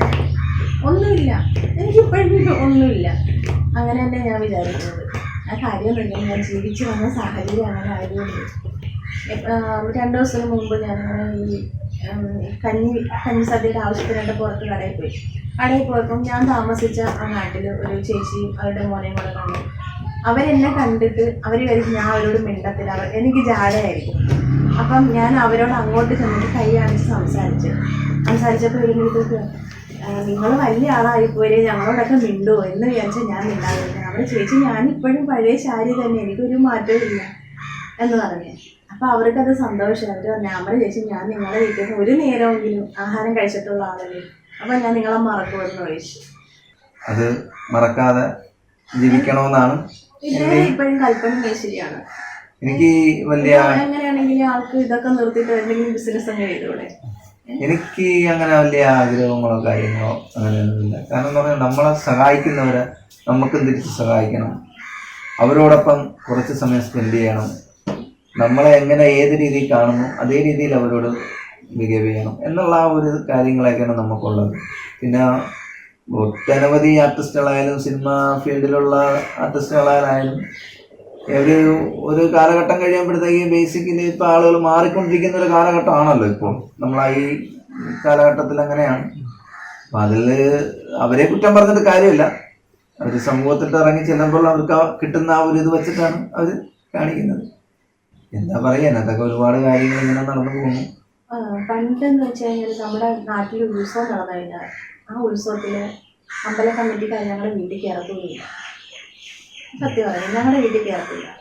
ഞങ്ങൾക്കൊരു നോട്ടീസ് കിട്ടത്തില്ല. ഞങ്ങൾ ഈ നോട്ടീസൊക്കെ വായിക്കുന്ന വേറെ ഞങ്ങളുടെ അയലത്തെ വീട്ടിലത്.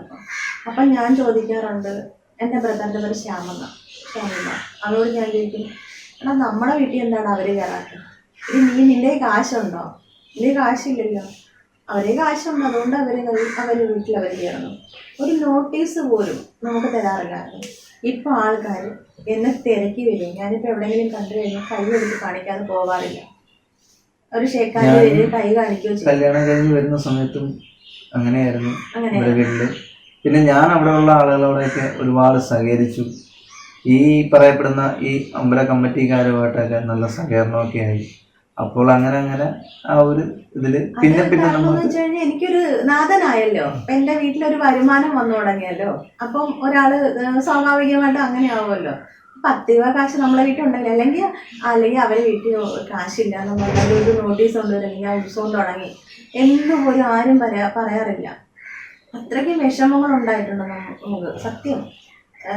അവിടുത്തെ ഏറ്റവും വലിയ ഉത്സവം നടക്കുന്ന ഒരു അമ്പലത്തിലെ പിരിവിന് വരുമ്പോൾ അവിടുത്തെ ഏറ്റവും ടോപ്പ് ക്യാഷുകാർ കൊടുക്കുന്ന എമൗണ്ടാണ് പിന്നീട് എനിക്ക് ആ വീട്ടിൽ രസീത് അവർ എഴുതിയിരുന്നത്. ആ ഏറ്റവും വലിയ ടോപ്പ് ക്യാഷുകാർ കൊടുക്കുന്ന അതേ രീതിയിലാണ്. പിന്നെ അവിടെ നിന്നെല്ലാം ദൈവം അനുഗ്രഹിച്ചു. വാടക വീടാണെങ്കിലും സ്വസ്ഥതയുണ്ട്, സമാധാനമുണ്ട്. പിന്നെ ഈ പറയുന്നതിൽ അറിയപ്പെടുന്നത് 10 അല്ല 10,000 പേരല്ല ഇപ്പൊ അറിയപ്പെടുന്നത്. ഷാരിയ സ്റ്റാലിൻ എന്ന ആ പേര് ഒരുപാട് പേര് അറിയപ്പെടുന്നുണ്ട്. ഒരുപാട് നല്ല ബന്ധങ്ങളുണ്ട്. ഒരുപാട് ഇപ്പോൾ ഏറ്റവും വലിയ അവിടെയൊക്കെ കൂടെ വർക്ക് ചെയ്യാൻ സാധിക്കുന്നുണ്ട്. ഞാൻ പണ്ട് കരഞ്ഞു തീർത്ത കണ്ണുനീരിന്റെ ഫലമാണെന്ന് ഞാനിപ്പോ. പിന്നെ ഇതിലെ ഏറ്റവും വലിയ ഭാഗ്യം എന്ന് പറഞ്ഞാൽ ഒരുപാട് നല്ല നടന്മാരെ കയ്യിൽ ഇനിയും ആ നല്ല നടന്മാരെ കയ്യിൽ നിന്നും ഇപ്പം മേടിച്ച ശങ്കർ സാന്തന് പുരസ്കാരം മേടിച്ച പോലെ ഒരുപാട് നല്ല നായകന്മാരിൽ നിന്നും അല്ലെങ്കിൽ അറിയപ്പെടുന്ന വ്യക്തികളിൽ നിന്നും എൻ്റെ വൈഫിന് പുരസ്കാരങ്ങൾ കിട്ടട്ടെ എന്നാണ് എൻ്റെയും എൻ്റെ മക്കളെയും ഞങ്ങളെ ചുറ്റിപ്പറ്റി ഞങ്ങളെ സ്നേഹിക്കുന്ന ഞങ്ങളെ അറിയപ്പെടുന്ന വ്യക്തികളും ആഗ്രഹിക്കുന്നത്. അതിന് എന്ത് സപ്പോർട്ടും എൻ്റെ ഭാഗത്തുനിന്ന് ഉണ്ടായിരിക്കും.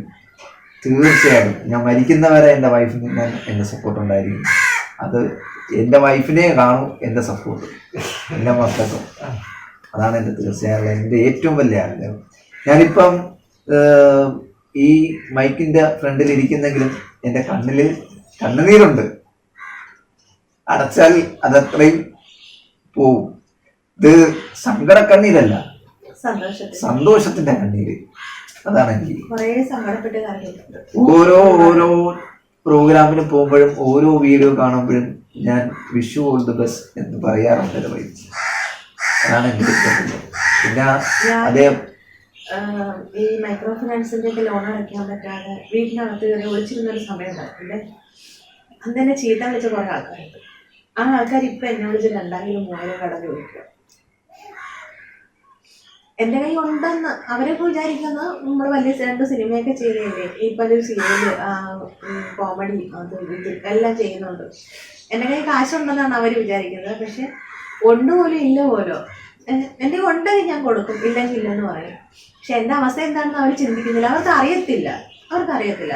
നമ്മളെ പക്ഷെ അവര് ഉണ്ടെങ്കിലും വിചാരിക്കുന്ന നമുക്ക് ക്യാഷ് കൊടുക്കുന്നതിന് ഉണ്ട് കുഴപ്പമില്ലല്ലോ. എന്നാണ്. പക്ഷെ എന്നെ ചീത്ത വിളിച്ച ആൾക്കാര് അല്ലെങ്കിൽ കള്ളിന്ന് വിളിച്ചവര് അങ്ങനെ എനിക്ക് അങ്ങനത്തെ അവസ്ഥയൊക്കെ ഉണ്ടായിട്ടുണ്ട്. കാര്യം ആളുടെ വരുമാനം എനിക്കില്ല. ഞാൻ എൻ്റെ ഒരു മൂത്ത മോള് നമുക്കൊരു 6-7 വയസ്സുണ്ട്. അമ്മമ്മ കട്ടിൽ ഒരേ കിടപ്പ്, അമ്മയ്ക്ക് മാനസിക രോഗം. ഈ ഒരു വീട്ടിൽ നിന്ന് ഞാൻ ഇറങ്ങിപ്പോയി കഴിഞ്ഞാൽ പോലും ഇവരെ നോക്കാൻ ആളില്ല. എന്നിട്ട് പോലും ഞാൻ ഇടയ്ക്കിടയ്ക്ക് ലോട്ടറി കടയിലൊക്കെ പോകും. ഞാൻ പോച്ച പറിച്ചിട്ടുണ്ട്, പോച്ച പറിച്ച് പശുവുള്ള വീടുകളിൽ കൊടുത്തിട്ടുണ്ട്. ഞാനിപ്പോൾ ഒരു മടിയില്ല ആരുടെ മുമ്പിലും പറയാം. ഞാൻ എത്ര വലിയ സ്റ്റേജിൽ ഞാൻ നോക്കാനായിട്ട് പറഞ്ഞു, ഒരു പ്രശ്നമില്ല. അങ്ങനെ വരെ പോച്ച പറിച്ചു കൊടുത്ത് 25 രൂപ കിട്ടുന്നത്. ആ 25 രൂപ കൊണ്ട് എൻ്റെ കുടുംബം ഞാൻ കഴിഞ്ഞു പോയിട്ടുണ്ട്. ആൾക്ക് ഗൾഫിൽ നിന്ന് തിരിച്ചു വരാൻ പറ്റാത്ത അവസ്ഥയിൽ 2-2.5 വർഷം അവിടെ പെട്ടുപോയി. വീട്ടിലെ കാര്യങ്ങൾ നോക്കാനും ഇവിടെ അയച്ചു തരാനും ആൾക്ക് അവിടെ ആഹാരം കഴിക്കാനും ഒന്നുമില്ല. ആ ഒരു അവസ്ഥയിൽ അവിടെ കിടന്ന് കഷ്ടപ്പെട്ട സമയത്ത് ഞാൻ ഇവിടെയും കഷ്ടപ്പെടുക. ഈ സമയത്ത് ഇവരെന്നെ എനിക്ക് ലോൺ അടയ്ക്കാൻ പറ്റുന്നില്ല. ലോൺ അടയ്ക്കാൻ പറ്റാതെ ഞാൻ അവർക്ക് മുമ്പിൽ ചെന്ന് പെടാനും വയ്യ. എനിക്ക് വല്ലാത്തൊരു അവസ്ഥ. ഈ അവസ്ഥയിൽ ഇവർ വീട്ടിൽ വന്ന് എല്ലാവരും കൂടെ, ഒരുപാട് ചേച്ചിമാരുണ്ട്, ഇവരെല്ലാം കൂടെ വന്നിട്ട് അവർ 2-3 പേര് എന്നെ ചീത്ത വിളിച്ചു. എന്നെ കള്ളിന്ന് വിളിച്ച ആൾക്കാർ ഇപ്പം എന്നോട് വിളിച്ച് പൈസയൊക്കെ കടം ചോദിക്കാൻ വിളിച്ചു. സത്യം പറയാൻ മനസ്സിൽ ഭയങ്കര സന്തോഷം. എനിക്ക് ആരോടും പ്രതികാരം കാര്യങ്ങളൊന്നും ഇല്ല കേട്ടോ. എനിക്ക് വിഷമം ഉണ്ടായിട്ടുണ്ട്. വിഷമം ഉണ്ടായിരുന്നു, ഞാൻ കരഞ്ഞിട്ടുമുണ്ട്. എൻ്റെ അവസ്ഥ അറിഞ്ഞു വെച്ചുകൊണ്ട് ഇവരൊക്കെ ഇങ്ങനെ പറഞ്ഞല്ലോ, ഇങ്ങനെ ചോദിച്ചല്ലോ എന്നൊക്കെ. ഞാൻ ഇപ്പോഴും ആ ഒരു ഇതിനകത്ത് ലോണിനകത്ത് തുടങ്ങുന്നുണ്ട്. പക്ഷെ ആ ആൾക്കാരൊക്കെ എന്നെ ഇങ്ങനെ എന്നോടിങ്ങനെ പൈസ ഇങ്ങോട്ട് ചോദിക്കുമ്പോഴേ ദൈവം കൊടുത്തൊരു പണിയല്ലേ ഇത്. ഇനിയിപ്പോ നമ്മൾ എത്ര പൊങ്ങിപ്പോയാലും നമുക്ക് ഈ പഴയ അവസ്ഥ വന്നൂടുന്നില്ല. അപ്പൊ ആ വന്നൂടുന്നില്ല ആ ഒരു ചിന്താഗതിയിൽ നമ്മൾ മുമ്പോട്ട് പോയാൽ ചിലപ്പോൾ ദൈവം നമ്മളെ ആ അവസ്ഥയിൽ എത്തിക്കത്തില്ല. അതാണ് ഏറ്റവും വലിയൊരു പോയിന്റ് എന്ന് പറഞ്ഞാൽ.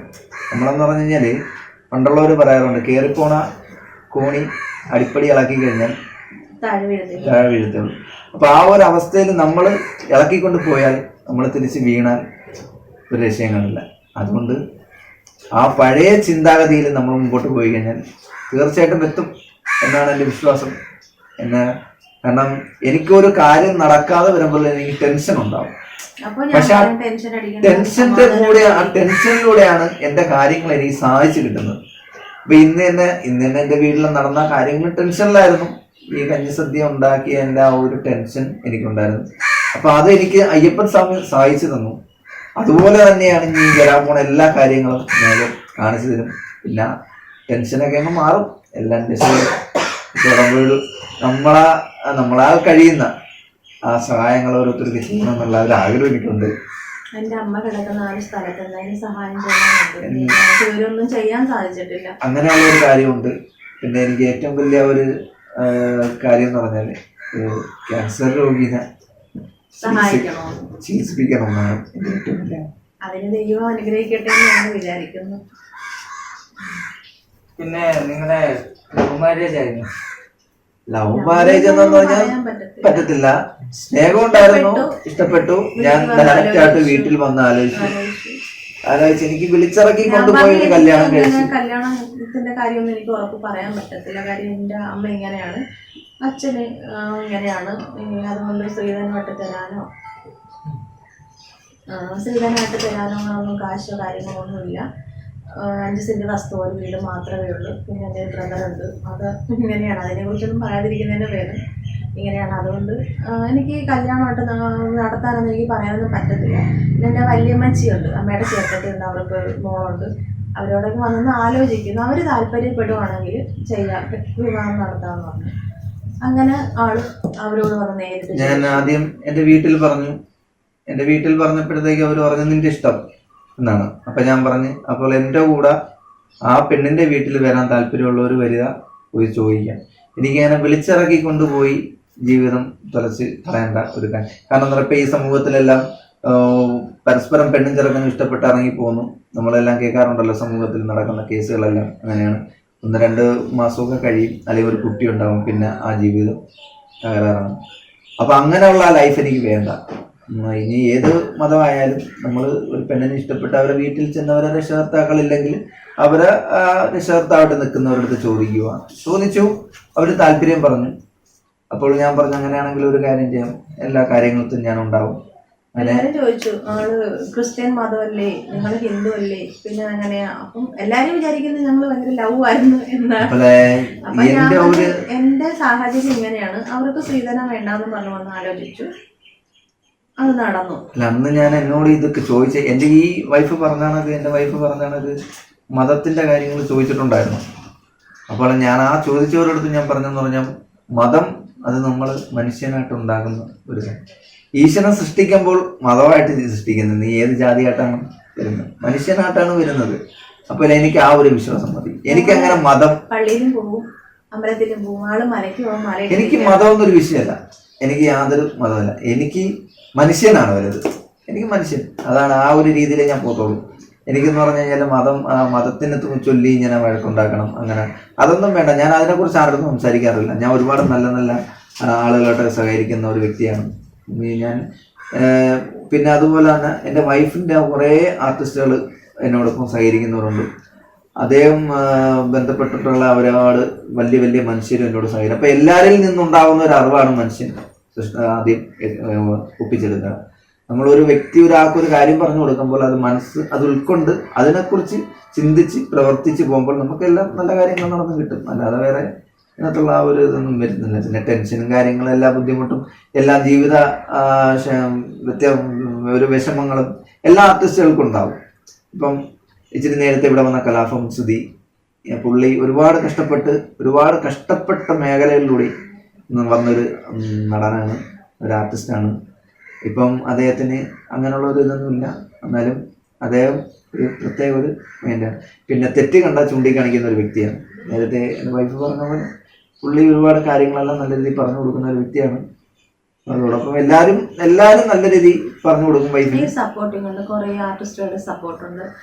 ഇപ്പം മെഗാ ഷോയുടെ ആ ഒരു ഫീൽഡിൽ നിൽക്കുമ്പോഴത്തേക്ക് എന്ത് ബുദ്ധിമുട്ട് വന്നാലും ചോദിച്ചു കഴിഞ്ഞാൽ നമ്മളെ അങ്ങനല്ല ഇങ്ങനെയാണ്. റൈറ്റിങ് ഞാൻ എഴുതുന്നുണ്ടല്ലോ, ഇന്നടുത്ത് ഇന്നത് പോർഷൻ ചേർത്ത് കഴിഞ്ഞാൽ ആ സീൻ ഇച്ചിരി കൂടെ മെച്ചം, കുറച്ച് 1-2 പോലീസുകാർ, അങ്ങനെയൊക്കെ ഉള്ളവർ. ഞാനിപ്പം സിനിമയുടെ സ്ക്രിപ്റ്റ് എഴുതുന്നുണ്ട്, അപ്പം കുറേ ആൾക്കാരുടെ സപ്പോർട്ടുണ്ട്.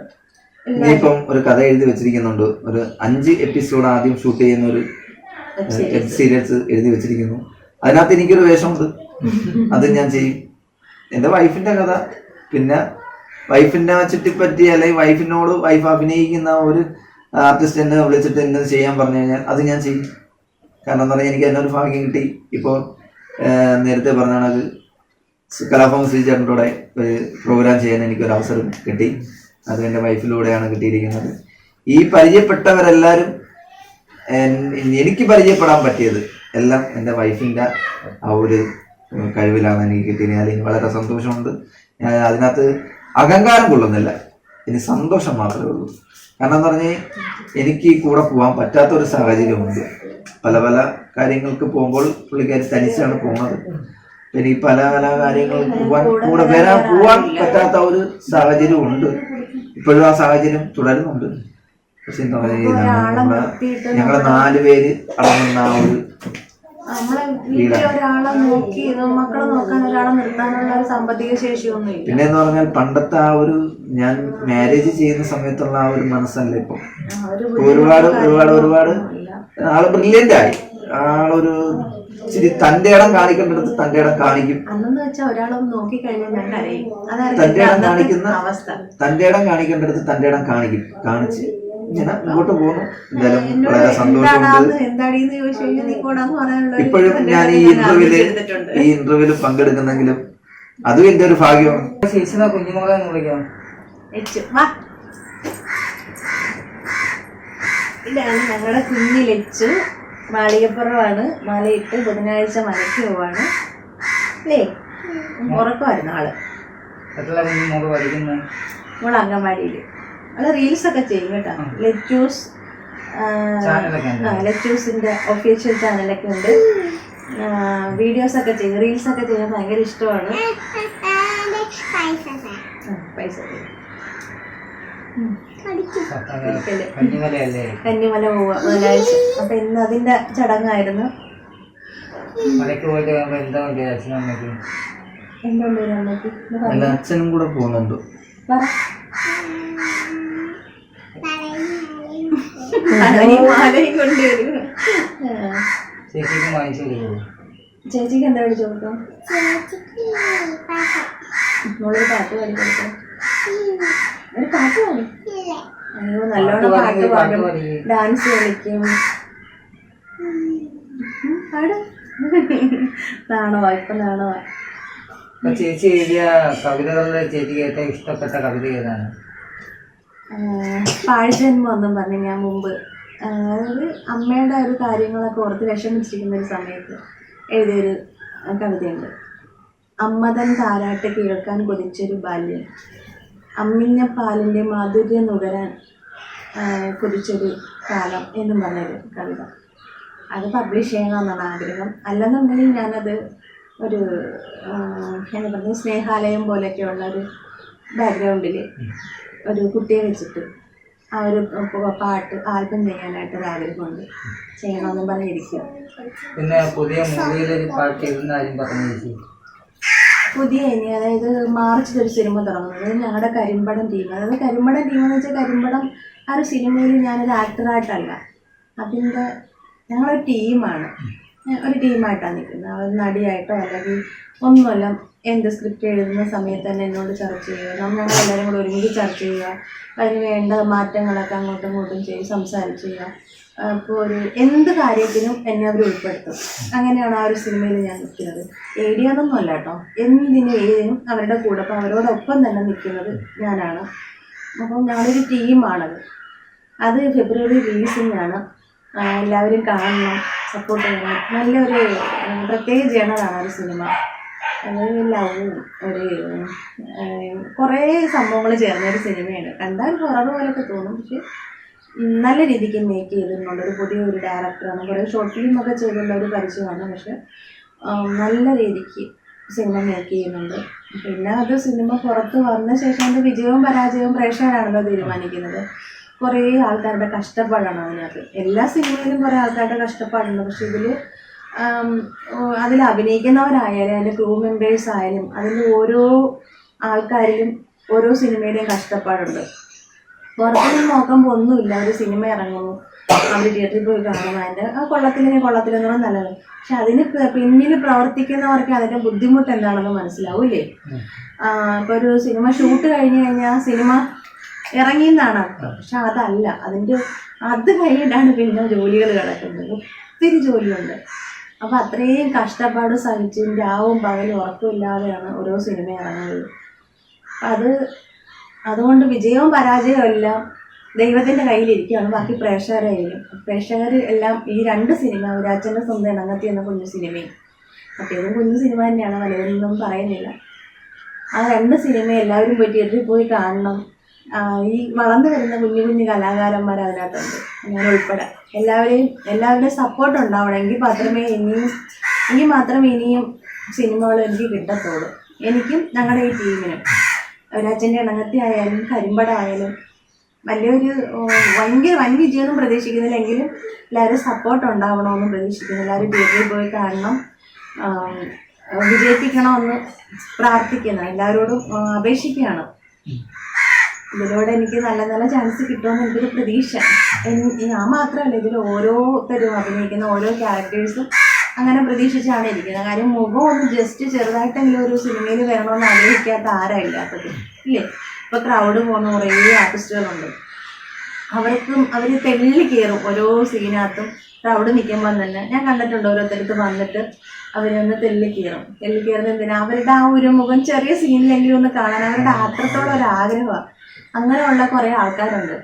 അവർക്കൊക്കെ ഇപ്പം 1000 പേരുണ്ടെങ്കിൽ ഒരു 10 പേർക്കായിരിക്കും ചിലപ്പോൾ ഒരു സിനിമയിൽ ചാൻസ് കൊടുക്കാൻ പറ്റും. ചിലപ്പോൾ ഒരാൾക്കായിരിക്കും, ഇല്ലേ? അവരുടെ ആഗ്രഹം അതിലൂടെ നടക്കും. ചിലപ്പോൾ ഈ സിനിമ വിജയിക്കുമ്പം അവർക്കൊക്കെ ആയിരിക്കും ഏറ്റവും വലിയ സന്തോഷം ഇതിലൂടെ കിട്ടുന്നത്, അല്ലേ? അപ്പം അങ്ങനെ ഉണ്ടാവട്ടെ, ഒരു വിജയം ഉണ്ടാവട്ടെ, എല്ലാവരെയും സപ്പോർട്ടും പ്രാർത്ഥനയൊക്കെ ഉണ്ടാവട്ടെ എന്ന് ഞാൻ ആഗ്രഹിക്കുന്നു. അപ്പോൾ എന്തായാലും ഇതേപോലുള്ള വളർന്നു വരുന്ന കലാകാരന്മാരെ കലാകാരികളും പരിചയപ്പെടാൻ ഇതേപോലൊരു അവസരം കിട്ടിയത് സന്തോഷം. അപ്പം ഇനി ഒരുപാട് വേദികൾ ചേച്ചിക്ക് കൈവരിക്കാൻ കിട്ടട്ടെ. ചേച്ചിയുടെ കഷ്ടപ്പാടിൽ നിന്ന് ആ ഉയരങ്ങളിലേക്ക് എത്താൻ ഞങ്ങളും പ്രാർത്ഥിക്കുന്നു. Thank you. അപ്പം ഒരു പാട്ട് പേര് പറഞ്ഞത് പാട്ടൊക്കെ പാടുമെന്ന് പറഞ്ഞു. ലെച്ചൂട്ടി ഒഫീഷ്യൽ എന്ന് അടിച്ച എൻ്റെ മോഡൽ ഇൻസ്റ്റാഗ്രാം ഇട്ടു ലെച്ചൂട്ടി ഒഫീഷ്യൽ. പിന്നെ ചേട്ടൻ മിമിക്രി ഒക്കെ ചെയ്യുമെന്ന് ഇങ്ങനെ കേട്ടു. മിമിക്രി ചെയ്യുമെന്ന് ചോദിച്ചു കഴിഞ്ഞാൽ ചെയ്യത്തില്ലെന്ന് വെച്ച് കഴിഞ്ഞാൽ ചെയ്യും. അതാണ് എൻ്റെ ആ ഒരു ഇത്. കാരണം പറഞ്ഞാൽ ഞാനൊരു സ്റ്റേജ് പ്രോഗ്രാമിലല്ലേ ചാനലിലൂടെ മിമിക്രി ചെയ്യുന്ന ഒരു ആർട്ടിസ്റ്റ് അല്ലല്ലോ. അപ്പം നമ്മൾക്ക് വീട്ടിലൊക്കെ ഇങ്ങനെയൊക്കെ ചെയ്യുന്നു. പിന്നെ ആ സൗണ്ടൊക്കെ കേൾക്കുമ്പോഴത്തേക്ക് ആ ഒരു സൗണ്ട് ചെയ്യുന്നവർക്ക് അത് ഇഷ്ടപ്പെടണമെന്നില്ല. അപ്പം അതുകൊണ്ട് വേണമെങ്കിൽ 1-2 സൗണ്ട് ഞാൻ എടുത്ത് ചെയ്തു തരാം. നമ്മളിന്ന് മൺമറഞ്ഞു പോയ കലാകാരന്മാരുടെ സൗണ്ടുകളാണല്ലോ ഇപ്പോഴത്തെ എല്ലാ മിമിക്രിക്കാരും ചെയ്തുകൊണ്ടിരിക്കുന്നത്. അതിലുള്ള ഒരു വ്യത്യസ്തമായിട്ടുള്ള ഒരു സൗണ്ട് ഞാൻ ചെയ്തു തരാം. തരുമല്ല നമ്മുടെ MS തൃപ്പുണിത്തറയുടെ സൗണ്ട് അതൊക്കെ ഇങ്ങനെ എടുക്കും വീട്ടിൽ. അത് വേണമെങ്കിൽ എടുക്കാം. ശിവ താങ്കൾക്ക് സുഖം തന്നെ, എവിടെയാണിപ്പോ എന്നൊക്കെയുള്ള സൗണ്ടുകളൊക്കെയാണ് ഞാൻ എടുക്കുന്നത്. വേറെ ആരുടെയൊക്കെയാണ്? പിന്നെന്ന് പറഞ്ഞു കഴിഞ്ഞാൽ പ്രേം നസീറിൻ്റെ ചെയ്യും. ആ പ്രേം നസീർ മുമ്പ് മിമിക്രി ആർട്ടിസ്റ്റുകൾ ചെയ്തിട്ടുള്ള ഡയലോഗാണ് ഞാൻ പഠിച്ചു വെച്ചിരിക്കുന്നത്. ഞാനൊന്നും വ്യത്യസ്തമായിട്ട് പഠിക്കാൻ ശ്രമിച്ചിട്ടില്ല. സ്നേഹം നിറഞ്ഞ എൻ്റെ കലാകാരന്മാരെ, നിങ്ങളൊക്കെ കാണാനും ഇവിടം വരെ വന്നെത്താനും എനിക്കൊരു അവസരം എനിക്കും കിട്ടി. അതിൽ ഞാൻ വളരെ സന്തോഷത്തിലാണ്. അങ്ങനെയൊക്കെയുള്ള ഒരു പിന്നെ ഉമ്മറിൻ്റെ സൗണ്ട് തന്നെ ഒരുപാട് പേര് ചെയ്ത ഒരു കാര്യങ്ങളാണ് ഞാനും പഠിച്ചു വെച്ചിരിക്കുന്നത്. അപ്പം അങ്ങനെയുള്ള സൗണ്ടുകളാണ് ഞാൻ പഠിച്ചു വെച്ചിരിക്കുന്നത്. ഇങ്ങനൊരു ഇത് കിട്ടുമെന്ന് പ്രതീക്ഷിച്ചില്ല. കാരണം നമ്മുടെ ഒരു വർക്കിൽ പണ്ട് നേരത്തെ വർക്ക് ചെയ്തിട്ടുണ്ടായിരുന്നു. പിന്നീട് അതിന് ശേഷം കുറേ സിനിമകളിലൂടെ ശ്രദ്ധ കയറി മുന്നോട്ട് വരുന്ന ഒരു കലാകാരിയാണ്. അപ്പം നമ്മളൊരു ഇൻ്റർവ്യൂ ചോദിക്കുമ്പോൾ തന്നെ കിട്ടുകയില്ലെന്നൊരു പ്രതീക്ഷയില്ലായിരുന്നു. അപ്പം എന്തായാലും അത് കിട്ടിയത് തന്നെ വളരെ സന്തോഷം. അല്ല, എന്നോട് വിളിച്ച് ചോദിച്ച സമയത്ത് ഞാൻ പറഞ്ഞു, സുരജാണ് ആദ്യമേ എന്നെ ഒരു ക്യാമറയ്ക്ക് മുന്നിലേക്ക് കൊണ്ടുവന്നത്. എത്ര കാലം കഴിഞ്ഞ് വിളിച്ചാലും ഒരു പേയ്മെൻറ്റും എനിക്ക് വേണ്ട, ഞാൻ വണ്ടിക്കൂലി തന്നെ റെസ്റ്റോറൻറ്റ് ഞാൻ എടുത്തിട്ട് ഞാൻ പോയി വർക്ക് ചെയ്യും എന്ന് പറഞ്ഞു. പക്ഷേ എനിക്ക് ബാക്കിയുള്ള ഡേറ്റും കൂടെ നോക്കണം, അതനുസരിച്ച് ആയിരിക്കുമെന്ന് മാത്രമേ ഉള്ളൂ. പക്ഷേ എന്ന് വിളിച്ചാലും എവിടെ വിളിച്ചാലും ഞാൻ പോയി പ്രോഗ്രാം ആയാലും എന്ത് വർക്കായാലും ഞാൻ പോയി ചെയ്തു കൊടുക്കുമെന്ന് പറഞ്ഞു. എനിക്ക് ആദ്യമായിട്ട് ഞാൻ എന്നെ ഒരു ക്യാമറയ്ക്ക് മുമ്പിൽ നിർത്തിയ ആളാണ്, അതുകൊണ്ട് ഞാൻ പോകുമെന്ന് പറഞ്ഞു. അപ്പം പറഞ്ഞു പോയി ചെയ്യണം, ഇങ്ങനെ തന്നെ ആയിരിക്കണം, ഇല്ല ഒന്നും മറക്കാൻ പറ്റില്ല. ഞാൻ പറഞ്ഞാൽ ഒരിക്കലും മറക്കത്തില്ല എന്ന് പറഞ്ഞു. അതുകൊണ്ടാണ് സിറാജ് ചോദിച്ച അപ്പോഴല്ലേ ഞാൻ മറുപടി പറഞ്ഞില്ല, ഞാൻ തരാമെന്ന് പറഞ്ഞില്ല. പിന്നത്തേക്ക് നീട്ടി വെച്ചില്ല, അത് ആലോചിക്കട്ടെ എന്നൊന്നും പറഞ്ഞില്ലല്ലോ. കുറച്ച് ടൈമിന് മുമ്പെയാണ് ഞാനിത് അറിഞ്ഞത്, ഇന്നാണ് ഇൻ്റർവ്യൂ എന്ന്. പിന്നെ ഡേറ്റ് നേരത്തെ മാറ്റി വെച്ചിരുന്നതാണ്. ഇപ്പം നടന്നുകൊണ്ടിരിക്കുന്ന ഇൻ്റർവ്യൂവിൻ്റെ കുറച്ച് നേരത്തെ എൻ്റെ അടുത്ത് വിളിച്ച് പറഞ്ഞു സുരാജ് വരുന്നുണ്ട്. അപ്പോൾ ഞാൻ പറഞ്ഞു വളരെ സന്തോഷം. അപ്പോൾ എന്നാലും പ്രത്യേക ഒരു ചടങ്ങിലെത്തിയപ്പോൾ ആ ചടങ്ങിലും പങ്കെടുക്കാൻ പറ്റി. ഇൻ്റർവ്യൂ നടന്നു, വളരെ വളരെ സന്തോഷം. അല്ല, ഇന്നലെ എന്ന് പറഞ്ഞത്. അപ്പോൾ ചേച്ചി പറഞ്ഞു ഇന്ന് വരികയാണെങ്കിൽ മോളുടെ മലയ്ക്ക് പോകുന്നതിൻ്റെ നല്ല ദിവസമാണ്, അപ്പോൾ ഇന്നാകുമ്പം എല്ലാവരും ഉണ്ടാവില്ലെന്ന് പറഞ്ഞു. കാരണം ഞായറാഴ്ച ആകുമ്പോൾ കുട്ടികളുടെ ക്ലാസ്സൊന്നും ഇല്ലല്ലോ, അപ്പോൾ എല്ലാവരും കാണില്ലെന്ന് പറഞ്ഞു. അതുകൊണ്ടാണ് പിന്നെ ഞാൻ പറഞ്ഞത്. അപ്പോൾ ഇന്ന് വന്നതുകൊണ്ട് കുഞ്ഞുമോളെയും കാണാൻ പറ്റി, ഫാമിലിയുടെ എല്ലാ കലാവിശേഷങ്ങളും അറിയാൻ സാധിച്ചു. എന്തായാലും സന്തോഷം. അപ്പോൾ ഞങ്ങളുടെ പ്രോഗ്രാം ഇവിടെ അവസാനിച്ചിരുന്നു. ഇനി നമുക്ക് വീണ്ടും അടുത്തൊരു സ്റ്റാറിന് ശേഷം വീണ്ടും കാണാം. അതെ, അതാണ് എൻ്റെ ആഗ്രഹം. Thank you. നിങ്ങളൊരു ഇൻ്റർവ്യൂ തന്നതിൽ എനിക്കും വലിയ സന്തോഷമുണ്ട്. എത്ര വലുതായി പോയാലും ഈ ഇൻ്റർവ്യൂവിന് എപ്പോഴും കവർ ചെയ്യാൻ ഈ ഫേസുകളുണ്ടായിരിക്കും. ധൈര്യമായിട്ട് മുമ്പോട്ട് പോവാം കേട്ടോ. ഇപ്പം എത്ര ക്യാമറയുടെ മുമ്പിലായാലും നമുക്ക് ഇപ്പോൾ ഒരു ചെറിയ ക്യാമറയുടെ മുമ്പിൽ നിന്ന് ഇത്രയും സമയം സ്പെൻഡ് ചെയ്തു, എല്ലാ കാര്യങ്ങളും അങ്ങോട്ടും ഇങ്ങോട്ടും ചർച്ച ചെയ്തു. ഇനി ഈ വലിയ ക്യാമറയുടെ മുമ്പിലും ഈ ചെറിയ ക്യാമറ ഉള്ളപ്പോൾ ഈ ഫേസ് അതിനകത്തും ഉണ്ടായിരിക്കും. എത്ര വലിയ ക്യാമറകൾ വന്നാലും അതിൻ്റെ മുമ്പിൽ നിങ്ങളെ ഞങ്ങൾക്ക് ഇമ്പോർട്ടൻ്റ് തന്നെയാണ്. ക്യാമറയുടെ മുമ്പിൽ എപ്പോഴും ഉണ്ടായിരിക്കും. വളരെ വളരെ സന്തോഷം. വന്ന് ഞങ്ങളെ കാര്യങ്ങൾ കേട്ട് ഞങ്ങളോടൊപ്പം ഇത്രയും നേരം സ്പെൻഡ് ചെയ്തു, വളരെ സന്തോഷം. ഞങ്ങൾ നിങ്ങളോടൊപ്പം സഹകരിച്ചു. ഇനിയും ഒരുപാട് വിശേഷങ്ങൾ, നല്ല വിശേഷങ്ങൾ കേൾക്കാനും അങ്ങോട്ടും ഇങ്ങോട്ടും പങ്കുവയ്ക്കാനും നിങ്ങൾ തീർച്ചയായും ഞങ്ങളുടെ മുമ്പിലെത്തണം. ഞങ്ങൾ നിങ്ങളുടെ മുമ്പിൽ എത്തുന്നതായിരിക്കും. മറ്റ് ചാനലുകാരുടെ പോയിട്ട് വലിയ പ്രൊഫഷണൽ ചാനലോ ഒന്നുമല്ല നമ്മൾ ആദ്യം ചാനൽ തുടങ്ങി, അത് സാഹചര്യം കൊണ്ട് നമ്മുടെ ചാനൽ നഷ്ടപ്പെട്ടു. പിന്നെ അതിന് ശേഷം വീണ്ടും തുടങ്ങിയ ചാനലാണിത്. അപ്പം ഇതിൽ മറ്റ് പ്രശ്നങ്ങളൊന്നും ഉണ്ടാകാതെ അത്യാവശ്യം നല്ല രീതിയിൽ തന്നെ എനിക്കറിയാവുന്ന രീതിയിൽ ഇൻ്റർവ്യൂ എടുത്ത് മുന്നോട്ട് കൊണ്ടുവരുന്ന ചാനലാണ്. അപ്പം ഞാൻ എൻ്റെ ഒരു ആഗ്രഹം വെച്ചാൽ വളർന്നു വരുന്ന കലാകാരന്മാരെ അവരെ സപ്പോർട്ട് ചെയ്തുകൊണ്ട് അവർക്ക് വേണ്ട വേദികൾ ഒരുക്കി കൊടുത്തുകൊണ്ടാണ് ഞാനും എൻ്റെ ടീമും പോകുന്നത്. അപ്പോൾ അതുകൊണ്ടാണ് ആദ്യം തന്നെ എൻ്റെ ടീമിലുള്ള ചേച്ചിയെ തന്നെ ഇൻ്റർവ്യൂ എടുക്കാൻ ഇവിടെ വന്നത്. അപ്പോൾ അത് നടന്നേ വളരെ സന്തോഷം.